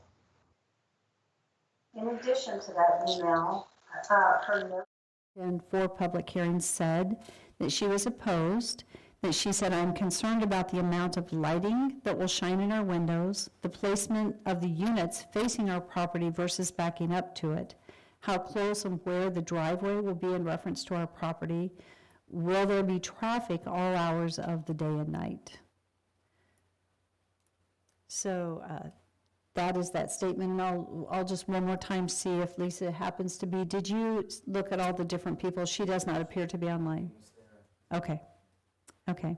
So at this time, these are the only two that I have that had signed up for public hearing. I'd like to ask Rick to make sure there isn't anyone outside. Do you know if there's anyone else that has signed up to testify that we might not be aware of? They should all be on here, but just double check. I can run and check. If you don't mind, I just want to make sure. It's a little different for those watching when we're not just all in the same room setting here, so we'll just make sure we've given adequate opportunity. So Mayor, I just checked with Michael while we're waiting here. Did you have big ticket price to get the only seat in the house, or what? You had to pay quite a bit? I did, yeah. Okay. You had to come really early to get it, right? It's nice to see you didn't sit on a yellow ribbon there, so. Okay. So at this time, it doesn't appear that there's anyone else just signed up to testify on behalf of or in opposition of this. Therefore, it is the opportunity for the applicant to come back and, after listening to the discussion and comments, to come back one more time and make any comments to the council regarding this project. Yes, thank you, Christy. So one thing to note is that all of these buildings will be single story. So there will be no two-story buildings whatsoever. The maximum height of the buildings for the storage facility will be around 18 feet. And all of the storage buildings also do meet the 100-foot setback requirement from the residential properties to the south. It is noted on the site plan that has been provided that's on the screen now. I get that it's not super clear, but it is there and we do meet that requirement. There is also current curbing that has been laid on the site, and so the parking layout on the south portion and the eastern portion of the property is following those previously poured curbing layouts. So really what will be in the southern corner is nothing different than what is already there or has already been allowed. And so really in that southern part, we'll be primarily parking in the drive aisle. There is also a 10-foot setback on the south between the residential lot lines and the drive aisle as well, providing a landscape buffer between those two. In addition to that, in relation to the comments of the emails, the traffic will not be all throughout the day. It will be during normal business hours during the week, with the storage facility and the sports training facility potentially, or the storage facility for sure having access during the weekends, the sports training facility potentially having access during the weekends, but again, it will be during the normal business hours throughout the day, 9 to 5 kind of a deal. In regards to lighting, the commercial flex space will only have required exterior lighting around the facade. The storage facility will have interior lighting, but again, those will meet exterior lighting requirements. So it's nothing different than what is required already. And there will be plans, or there are plans already for landscaping along the eastern part of the site between the commercial space and the residential properties, in hopes that those will also mitigate lighting, noise pollution, just kind of trying to create that buffer as best possible between the commercial properties and the residential properties. Thank you. Are there any questions from the council for the applicant? Mayor, clarification. What height did you say, 8 feet or 18 feet? 18 feet. 1 8. Thank you. And That's for the storage building. And Mayor, and legal, can I ask a question about the sports complex, or is that not to be asked? Okay, I think I heard from you, ma'am, that it was 9 to 5. So what type of sport? So is this just a workout facility, or are there Youth games and so on? I guess I'm not understanding a 9 to 5 if there's going to be youth and even for people who want to work out after work. So what is your plan for the sports facility? Yes, so as stated before, it is not intended for recreational use. It is more geared towards rehab training. It is really more of a sports therapy intended use. So more, okay, thank you. So physical therapists and so on would be working out of there, okay? Okay. Correct. Are there any other questions? Several. Pardon? Several, yes. One question, though, Mayor, for the applicant, while we still have access to her, is what's the proposed height of the indoor sports facility? Give me a second to pull that up. Sorry, I don't have that right in front of me. It will be more than 18 feet. I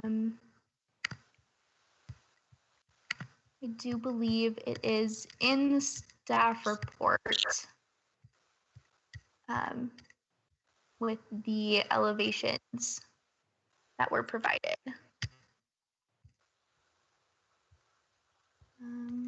Sorry, trying to scroll through to find that.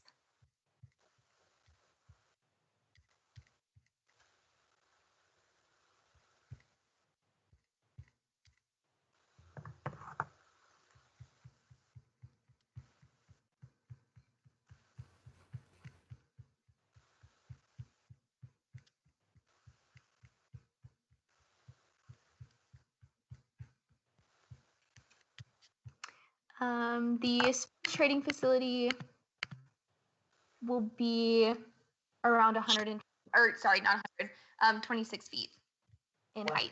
At the peak of the roof. Is that 26 feet to the underside of the roof structure? That is 26 feet to the peak of the roof. The peak of the, okay, the peak of the roof then. Yeah, 20 feet to the top of the plate, underside of the roof. Okay, thank you. Mayor, I have a question for legal, but it could be, can it be after the public hearing is closed?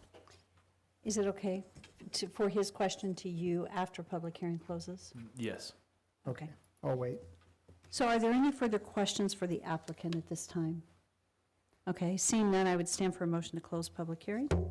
So moved, Mayor. Second. All in favor? Aye. Okay, council discussion and Councilman Haverfield. Mark, can you, in section 10-1-19 of the Napa City Code, is that the new ordinance that was created for storage complexes? Yes, it is. That's my understanding. Okay. And in that section of the Napa City Code, does it speak to the mixed-use developments or only to storage complexes? Only to storage. It's only just storage. Okay. So my pause with this whole evening topic was the fact that we're being asked to approve a storage complex, although it's meant to be a part of a mixed-use concept. So, I mean, it's this quasi, are we getting it approved along with the sports facility? And then the concerns that I have about the, I'm sorry, Mayor, I'm speaking to Rodney now, about how this is being presented to us as kind of an overall, but not really. It's just the storage complex. So, I mean, if we were to look at it and it's in light of what it is itself, it doesn't, it gives me pause because I have concerns about that. If it was a proposal that was including the other, then I would be much more in favor of the concept moving forward. I just have a hard time thinking that I can support it in its current form. So that's my concern. The other concern then I'll just share with council is this, the commercial pad that's on the eastern side of the development, being an external access, even though that it's going to be a part of the internal flow, or they were going to keep it as one parcel. My question was how many separate parcels, and it'd just be two. One for the sports complex, the other for the storage units and the commercial pads. It makes more sense to me, and I've done developments like this in the past where you have internal access to that type of a commercial setup for incubator-type building development for electricians, plumbers, or whatever. So they have access to the inside, from the inside, security from the inside, and then you're a fortress-type construction around the perimeter, which is how this is set up, with the outside of the walls of the storage complex being like a perimeter fence. Same thing could be true on the commercial side. They could internally access it from the west side of that building instead of the east side. So the storage doors, the whatever, would be eliminated on the east side, where I would think that we would need to maintain at least a landscape buffer to the residential. That's not currently shown. So anyway, that's my concerns. Thank you for sharing. Any further? Mayor Kling? Yes. I am all for commercial property, and I'm all for development. I'm not voting in behalf of this storage unit. That's coupled along by the mixed use, which is a good idea with the mixed use. Again, not another storage unit, not in this neighborhood, not in this area of our city. I will be voting no to it. I'm going to say real quick, Mayor, with kind of like Victor, I love the indoor sports training facility. We need more of these. We could use 10 of these. We need, I imagine this to be like Rock and Armor, Darrell, kind of like a. Help me with rock. I've been, it's going to be like sports training, rehab, maybe a little bit of sports, like high-end physical therapists that do sports performance and speed and training and stuff. We need this in Nampa. So Okay, so 26 feet, why do you need 26 feet high with that type of? they could be throwing baseballs, they could be climbing, rock climb? Okay. Or, you need a higher building to, there could be basketball hoops in there, all sorts, volleyball, all sorts. I mean, it needs to be high to be a sports facility. So I just want them to know I would vote yes for that sort of thing all day long. The storage unit in this location, I'm having trouble with too. Is there a motion? Mayor? Yes. And I would just make a further statement on Rock and Armor. We're actually doing a new facility for them in Meridian. So very familiar with their type of setup and very much in support of it. If this was being presented to us tonight as a mixed use, with that as a component of this whole development, yeah, I think I would be much more in favor of it. Right now, I can't support it in its current form, so I would make a motion to deny the current application as presented to us this evening. I'll second that.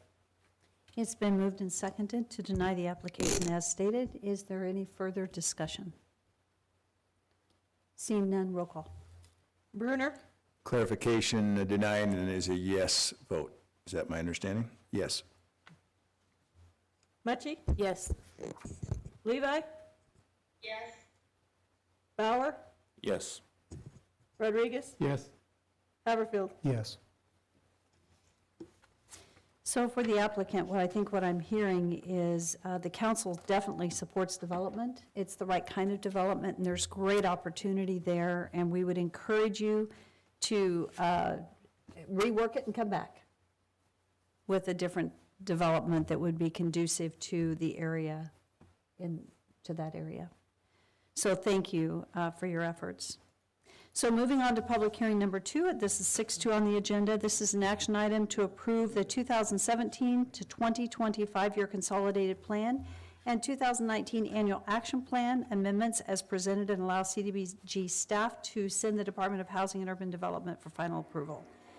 And Good evening, Mayor Kling and council. Yes, I am here to talk about our, what would be the substantial amendments to our 5-year consolidated plan and the 2019 annual action plan. I believe at our previous, I think it was the 18th council meeting, council allocated the funding that we received as part of the CARES Act. It was $471,700. They identified the proposed projects that we'd fund with that additional special allocation from Department of Housing and Urban Development. Once we received that information, community development staff had to go out and amend the 5-year consolidated plan and annual action plan in order to include the proposed projects that were recommended for funding. Because we received that special allocation in the middle of an action plan, the funds that we received was not included in the plan, and the projects we are funding were not included in the plan as presented. So those amendments have been completed. The consolidated plan was amended to include the micro business enterprise activity that we're proposing.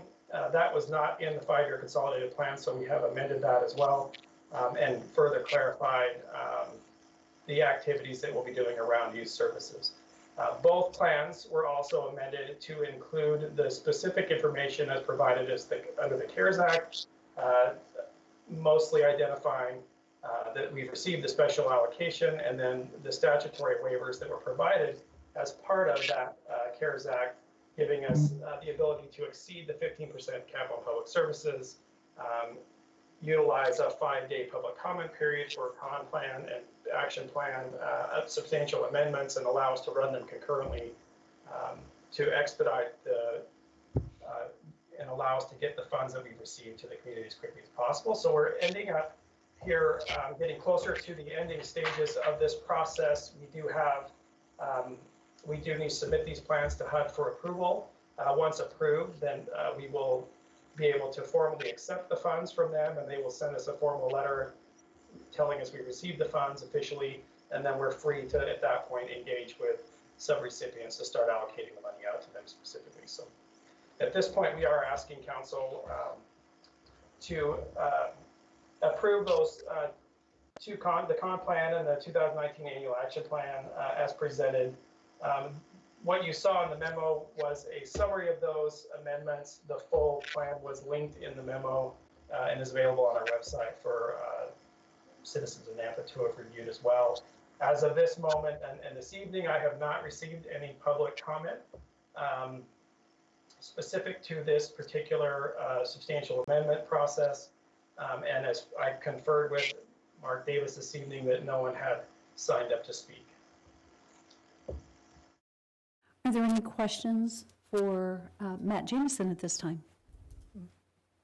Okay, thank you, Matt. So just stand by. So Matt is both the applicant and the staff report. This is a public hearing, and we don't have anyone signed up to testify in favor of or in opposition to.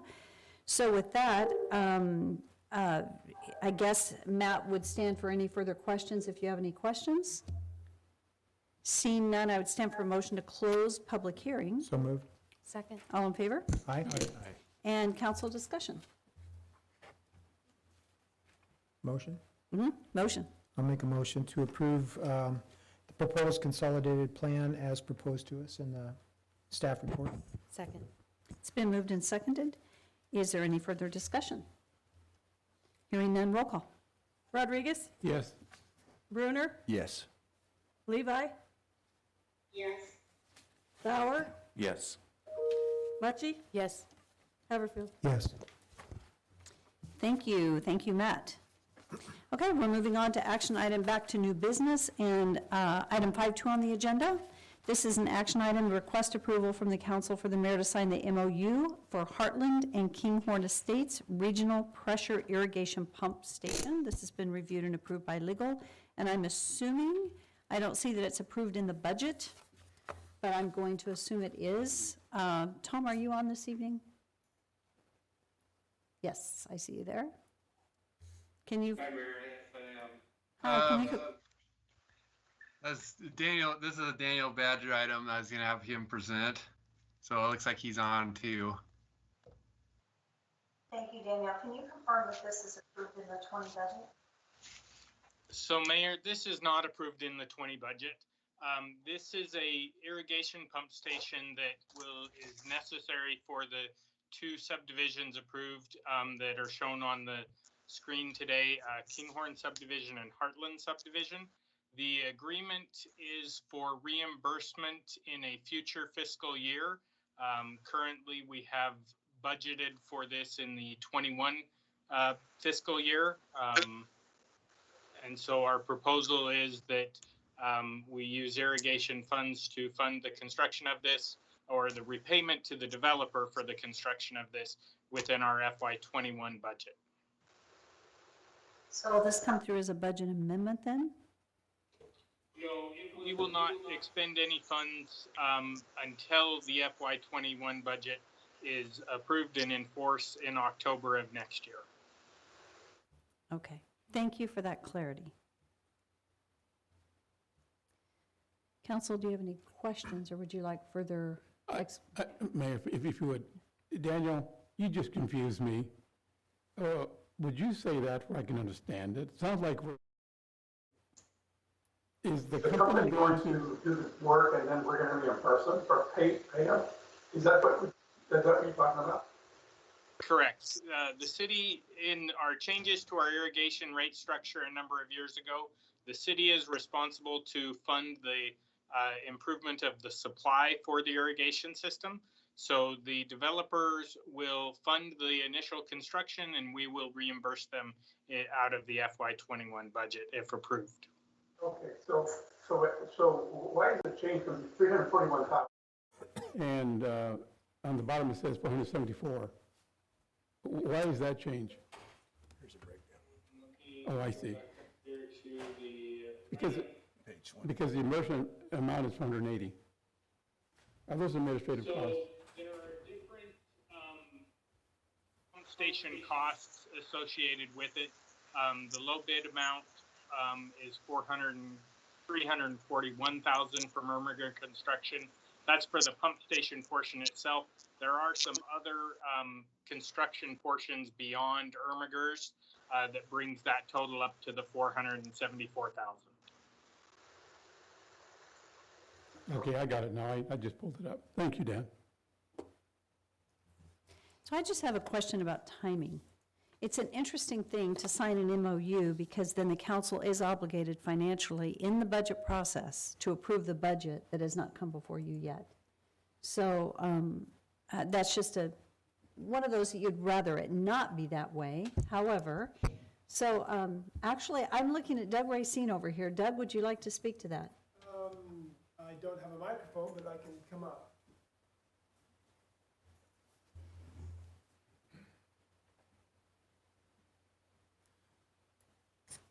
So in this circumstance, the city would become obligated to make payment for this, not this year, but next year. That obligation would need to be approved through a budget amendment or a process this year in order to qualify, even though it would not be paid till next year because we are incurring a liability or a debt that we would have to pay, even if it doesn't come out of current funds.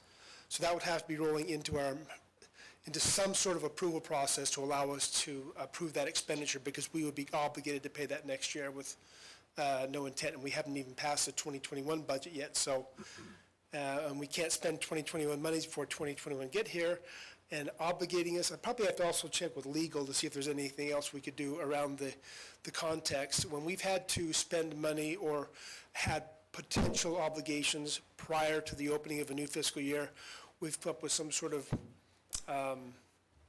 open-ended agreement with kind of a friendly obligation, but not a literal obligation. So, but in this context, if we're signing an MOU, that means we owe the money. And I think that would be something we would want to run through the budgetary process first. Thank you. So Mayor, I have a question then back to Daniel. Daniel, you there somewhere? You're floating in the room somewhere? Did I hear you say that we would have to reimburse the developers if we decide not to approve this? Did we receive impact fee dollars or something that we have to return? I'm sorry, I'm having a hard time hearing you clearly, Councilman Haverfield. Okay. My question again then, can you hear me now? Yes. Okay. I thought I heard you say that we would have to reimburse the developers if we do not approve this. did we receive impact fee dollars or something that we would have to return? What would we have to pay them back? These are for pressurized irrigation fees. So the developments, they pay connection fees when the homes are built and they pull their building permits. Those are the fees used to reimburse the the developer for the installation of this. The other alternative is for the city to directly fund that. However, that becomes difficult because our timelines and our budgetary process does not always align with the developments. And so that's the way that we've done these agreements in the past. Doug Waterman has reviewed this and did not raise any issues on that side of things. We have signed other agreements similar to this for both the Lost River and the Stella's Point. My understanding is the way that they are crafted is that we are obligated to reimburse in a future fiscal year. I don't recall that it specifies 2021 as the be-all end-all, but it does obligate us to reimburse that based on the change in our irrigation rate structure. So For the sake of the council, then, can you speak to the regional benefit to the city that this would provide? Yes, so go back down to the map. So currently, the subdivisions that are approved there for Kinghorn and Heartland total about 350-ish homes. The irrigation station they will be installing is a 1,500 gallon per minute station. Generally speaking, we look for about 2 gallons per minute per irrigation station for a residential lot. So installing this at this location provides enough capacity there that as the adjacent properties develop, this irrigation station will be able to provide service to that without needing to install a new station to that location.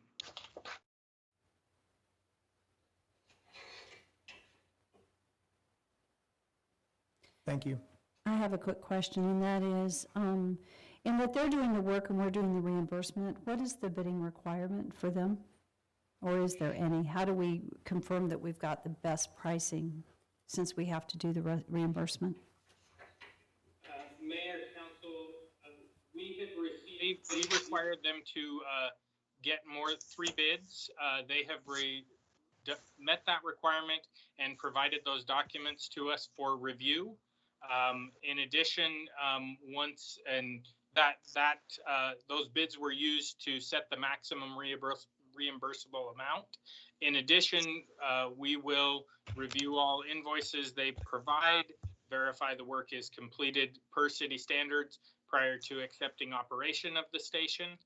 I hope that answers the question. If I missed something, please let me know. Thank you. Council, do we have any other questions? So what's the will of the council? I guess Mayor, I'm sorry, I do have a question for Doug. So Doug, what would you recommend from a financial standpoint? I mean, I realize our budget won't be finalized till it goes before a public hearing, but we will be discussing it here in just about 3 weeks or so. So, Well, I recognize the uniqueness of this, and I would probably, I'd hate to do this, but I would like the chance to really to dig into this with Legal and Daniel, because I know that these type of situations exist, but legally, our budgetary authority ends on 9/30/2020. I don't have the legal authority to say I can go ahead and commit funds for next year without some sort of precedent or exacting process, and I do not know what that is. If it's happened in the past, as Daniel indicates, it's possible there is a precedent or some other approach that we've taken, and I would rather delay this unless it's going to cause significant harm to the development, so that we can make sure we're doing this correctly moving forward. So would it be the will of the council that if we postpone this, we've got budget hearings coming in just a couple of weeks, And so we would not necessarily have to wait until the August final, but we would know where we were Right. financially after our workshops on September 23rd. I would make the motion that we delay at least until after our budget hearings. Second. Any further discussion? Roll call. Rodriguez? Yes. Mucci? Yes. Levi? Yes. Haverfield? Yes. Bauer? Yes. Brunner? Yes. Okay, action item 5.3 is for the council to award the bid and authorize the mayor to sign a contract for Zone F sewer rehab FY20 project with planned and engineered construction, and this was approved in the 20 budget. So move. Second. Is there any discussion? Roll call. Rodriguez? Yes. Mucci? Yes. Levi? Yes. Bauer? Yes. Haverfield? Yes. Brunner? Yes. 5.4 is an action item to authorize the mayor and the public works director to sign a task order with DKS Associates for Garrity Boulevard and Idaho Center Boulevard signal timing project, and this was approved in the FY20 budget. So move. Second. Is there any discussion? Roll call. Mucci? Yes. Levi? Yes. Haverfield? Yes. Bauer? Yes. Rodriguez? Yes. Brunner? Yes. Item 5.5 is an action item to authorize the mayor and public works director to sign a task order for consultant services with Stantec Consulting for the Nampa Asset Management Evaluation. This was approved in the FY20 budget. So moved, Mayor. Second. Second. Oh, somebody had to second. It's been moved and seconded, I have some questions, Mayor, so during discussion time. Is this Thank the you. time? So, and it is, go for it. I saw that Jake is also on there, okay. And Michael. Yeah, I'm here too. Okay. And you know, I'm the one always dealing with consultants, even though Stan Tech and Michael are my favorites. I always have a few questions before we jump into this, so. And then $87,800, so whoever can answer just 3 or 4 of my questions, I would appreciate it. How often does this assessment, I mean, you're wanting it now, how often, have we had this asset management assessment in the past? And if yes, how often do we normally do one of these? Okay, Mayor, Counselor Brunner, I can take that question. I'm gonna share my screen here and show you something in the packet, hopefully that I think you've all seen before. So this is our map of our asset management zones. So this is something that we've had in place here for a number of years, which is a great start to an asset management system. We go through and systematically evaluate the condition of our facilities, and then we go in and do the utility work, and then we come in and do the pavement work.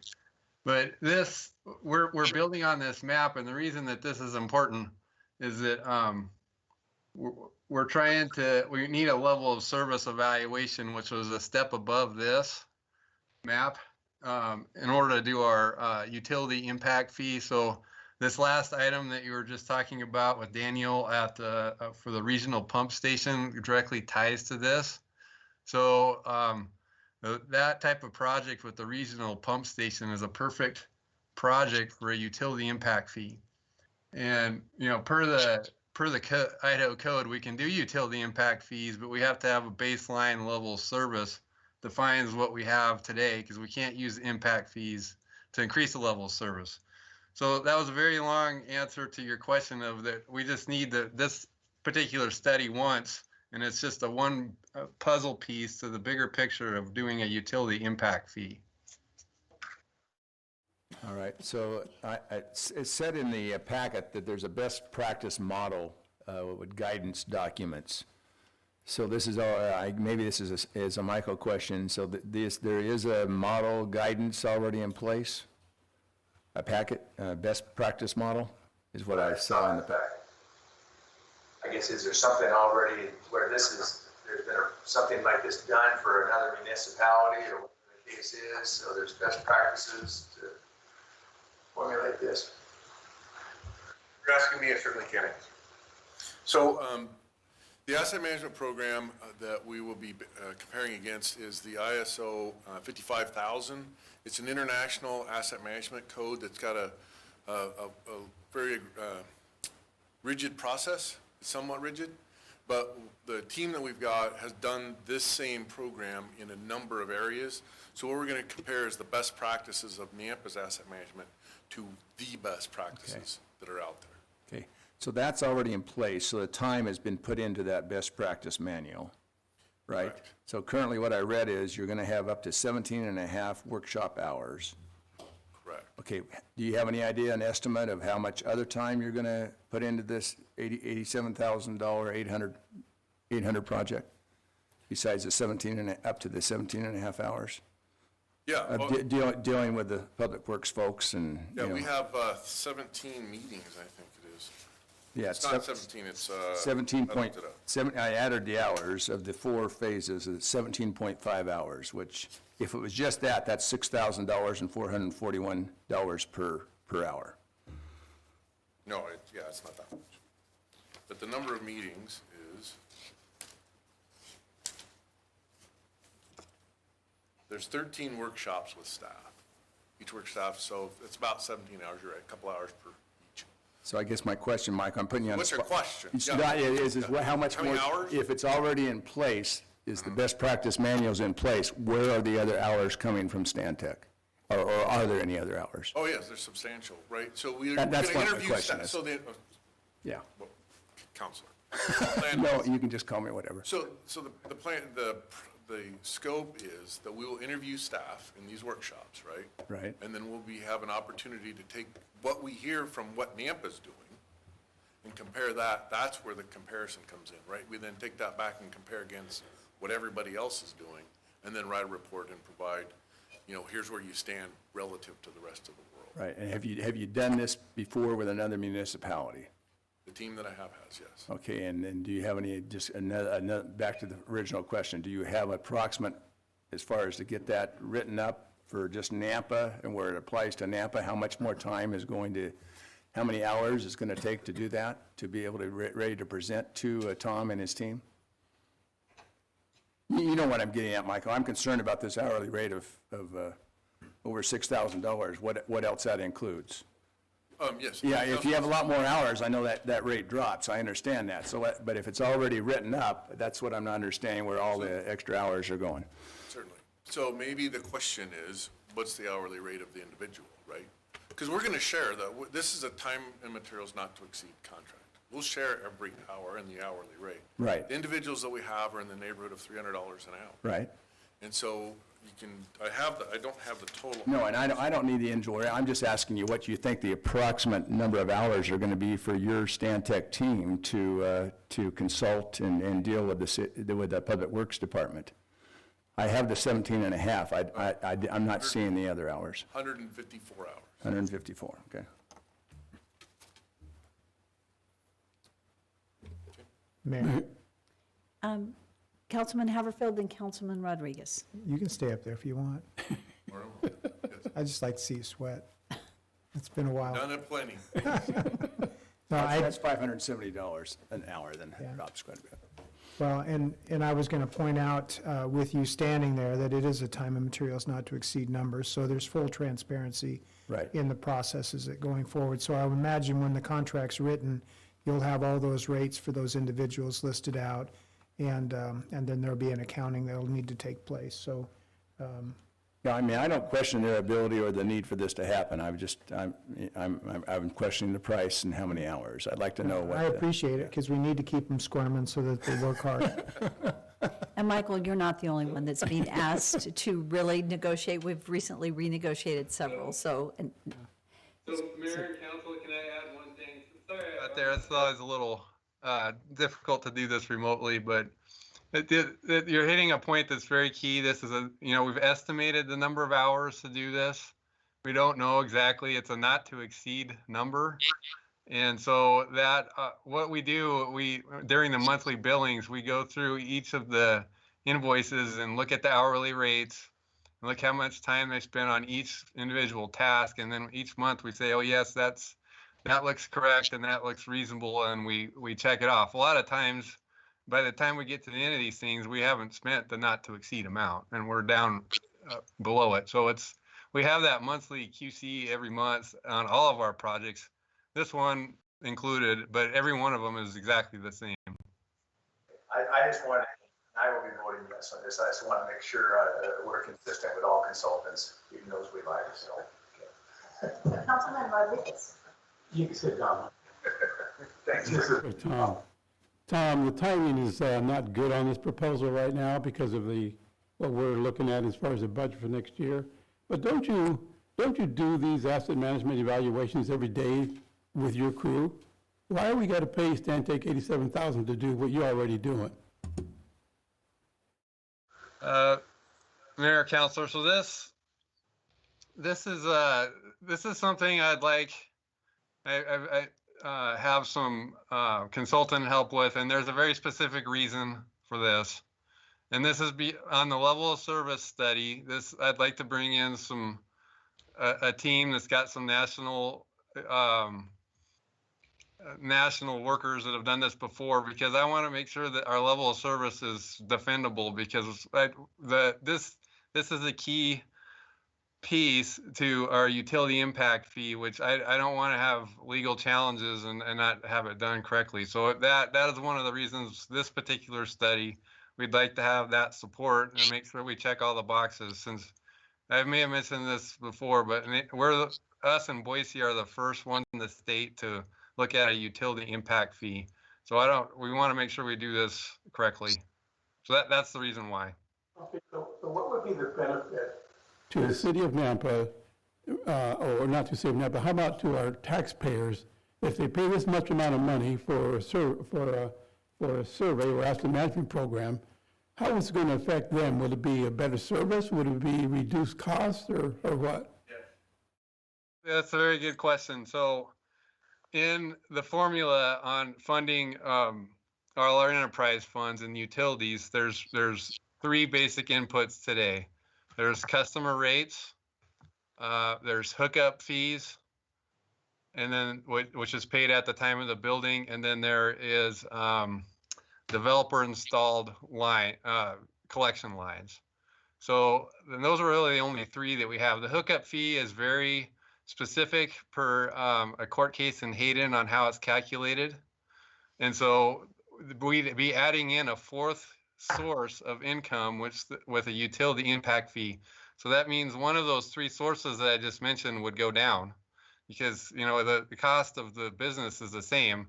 So the rates is what we're looking at, is this would be able to lessen the rates, the ask on the rates, if we were able to bring in this fee. Just want to make sure that we're careful about it, because the hookup fee is also another sensitive issue, and we can't duplicate hookup fee and utility impact fee. It's got to be for growth related projects and not increase the level of service. Thank you, Tom. That's what I wanted to hear. Good question, and it's very helpful to really understand where we're going with this. Yes. Which is in a good place. So are there any further questions, or is there a motion? No, there was a motion. Oh, there was a motion. I had a discussion after the second, yeah. Good grief, I totally lost it. I just wanted to make sure we were worth Michael's time to stay here this long. Okay. It's great to see you, Michael. We just love it. Yeah. Okay, so thank you for the reminder that we have had a motion in a second, and I think we're ready for roll call. Bruner? Yes. Levi? Yes. Haverfield? Yes. Bauer? Yes. Mucci? Yes.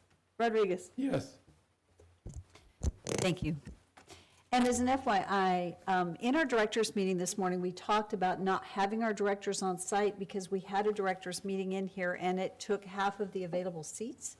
And so we realized that it's, if we had a public hearing and people wanted to come in, there wouldn't be room. So that's why our directors are on teams tonight, just to allow room for public if they needed to be here. So moving on to item 5.6 on the agenda, this is the approval of the CDBG guidelines and the contract for the Micro Enterprise Loan Fund. So moved. Okay. Second. It's been moved and seconded, and Robin, thank you for waiting this time. We may not need you, we'll see. Is there any discussion or any questions for Robin? Seeing none, roll call. Rodriguez? Yes. Bruner? Yes. Mucci? Yes. Levi? Yes. Bauer, Yes. Haverfield. Yes. And Robin, we appreciate your work. Thank you for being here tonight.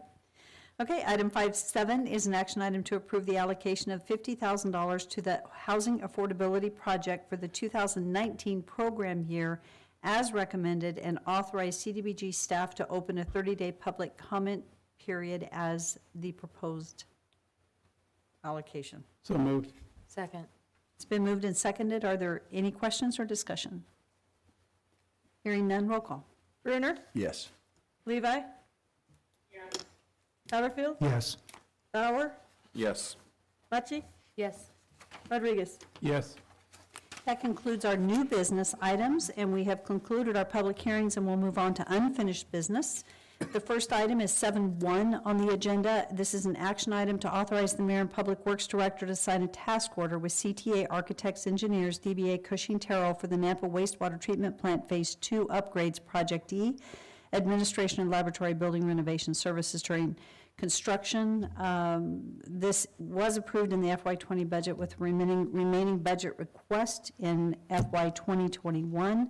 I believe this is the item that was before us that we had considerable questions on. I think it was 2 council meetings ago, unless it was just last. I think it was 2 council meetings ago. So with that, does anybody have questions? Do we want Tom to speak to this?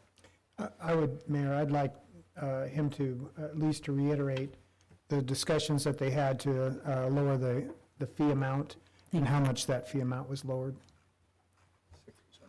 Thank you, Tom.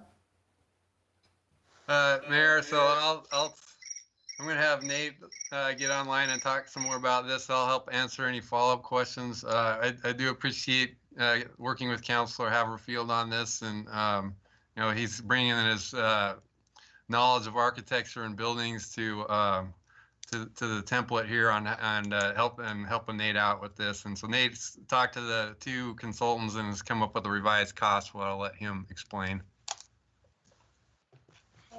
All right. Thank you, Tom, and good evening, Mayor and City Council.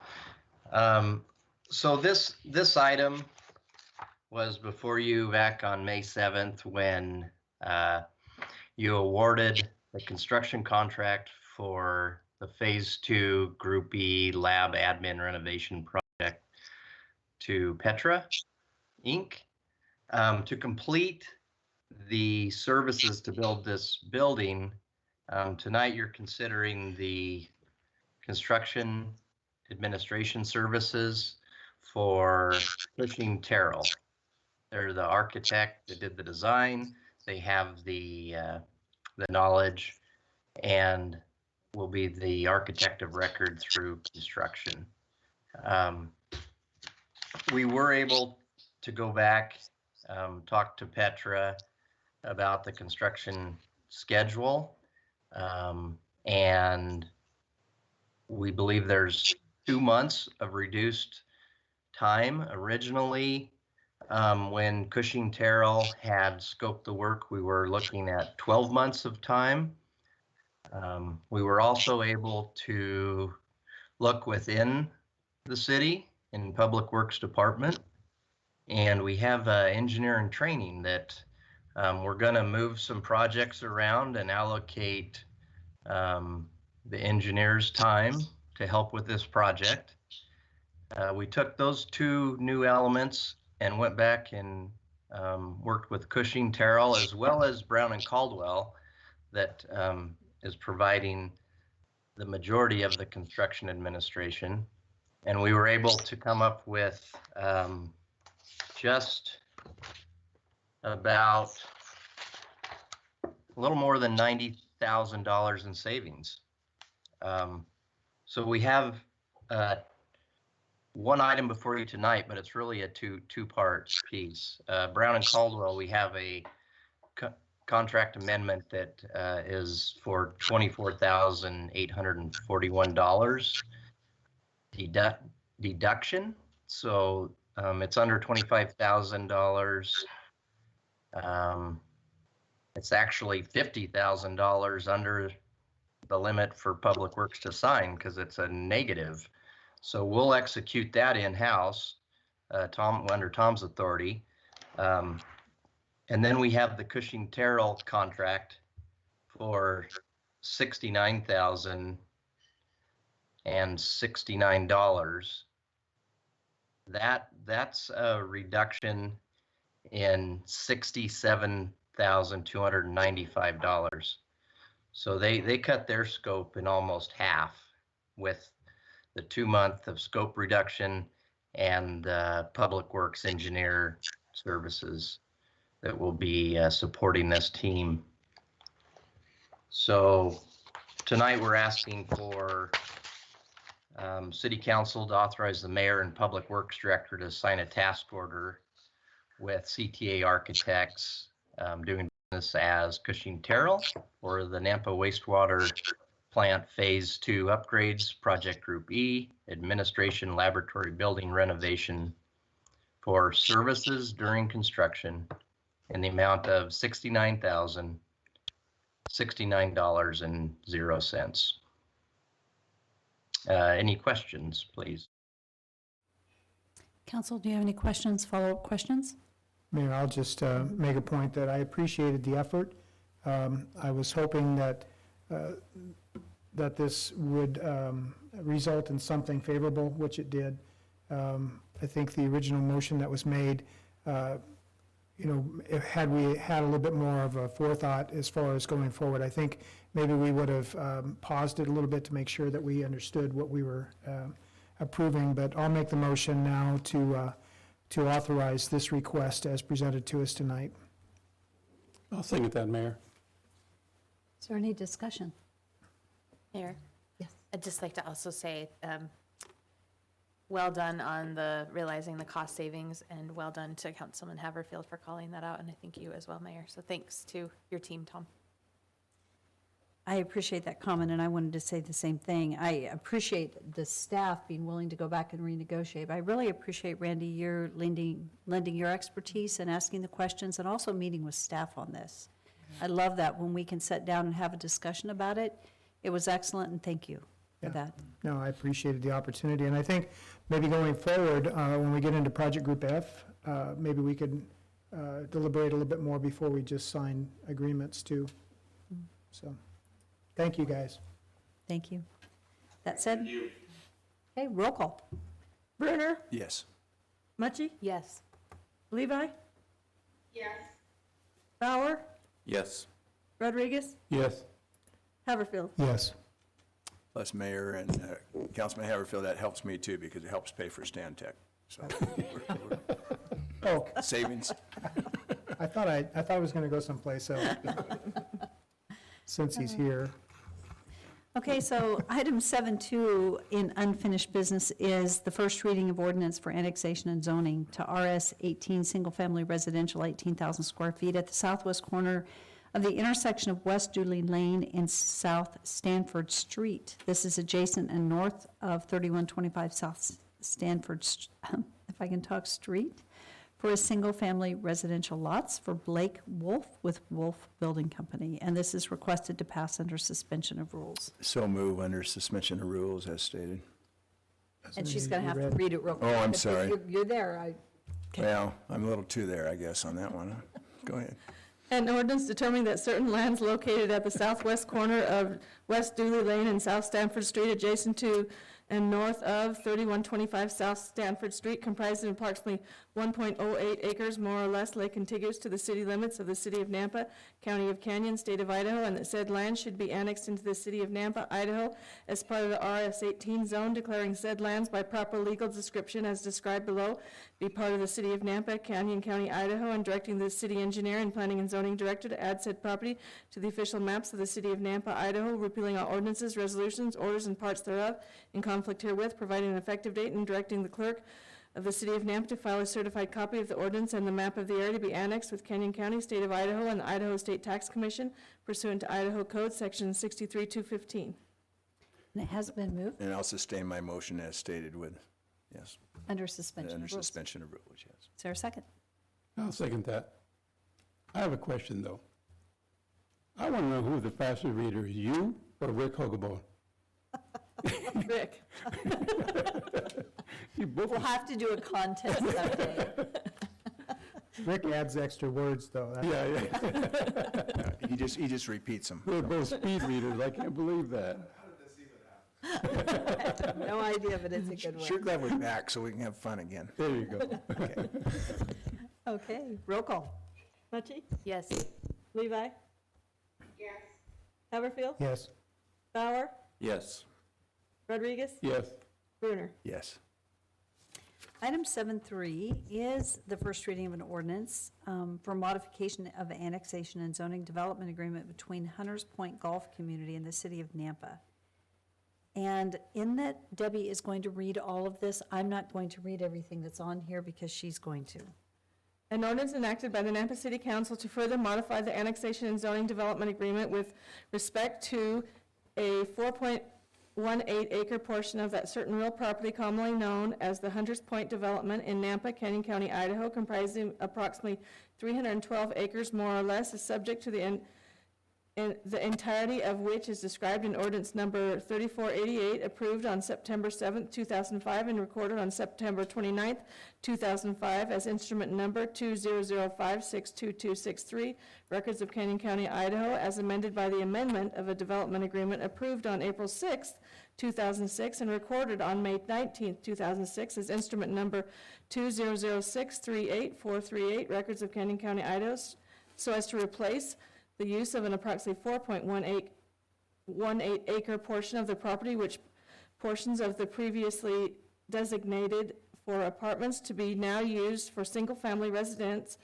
and so to allow for a modification in the zoning, and the same approximately 4.1 acre portion of the property from RMH to RS6, determining that said zoning modifications in the best interest of the citizens and consistent with the comprehensive plan of the city of Nampa, Idaho, zoning said property from RMH to, and RP to, RS6, providing for recording, instructing the city engineer and/or planning and zoning director to designate said property as RS6 on the official zoning maps of the area of the city of Nampa, provide for severability and repealing all ordinances, resolutions, orders, and parts thereof in conflict herewith.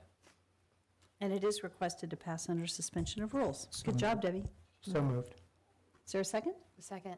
It's been moved and seconded. Is there any discussion? Roll call. Rodriguez? Yes. Brunner? Yes. Levi? Yes. Bauer? Yes. Mucci? Yes. Haverfield? Yes.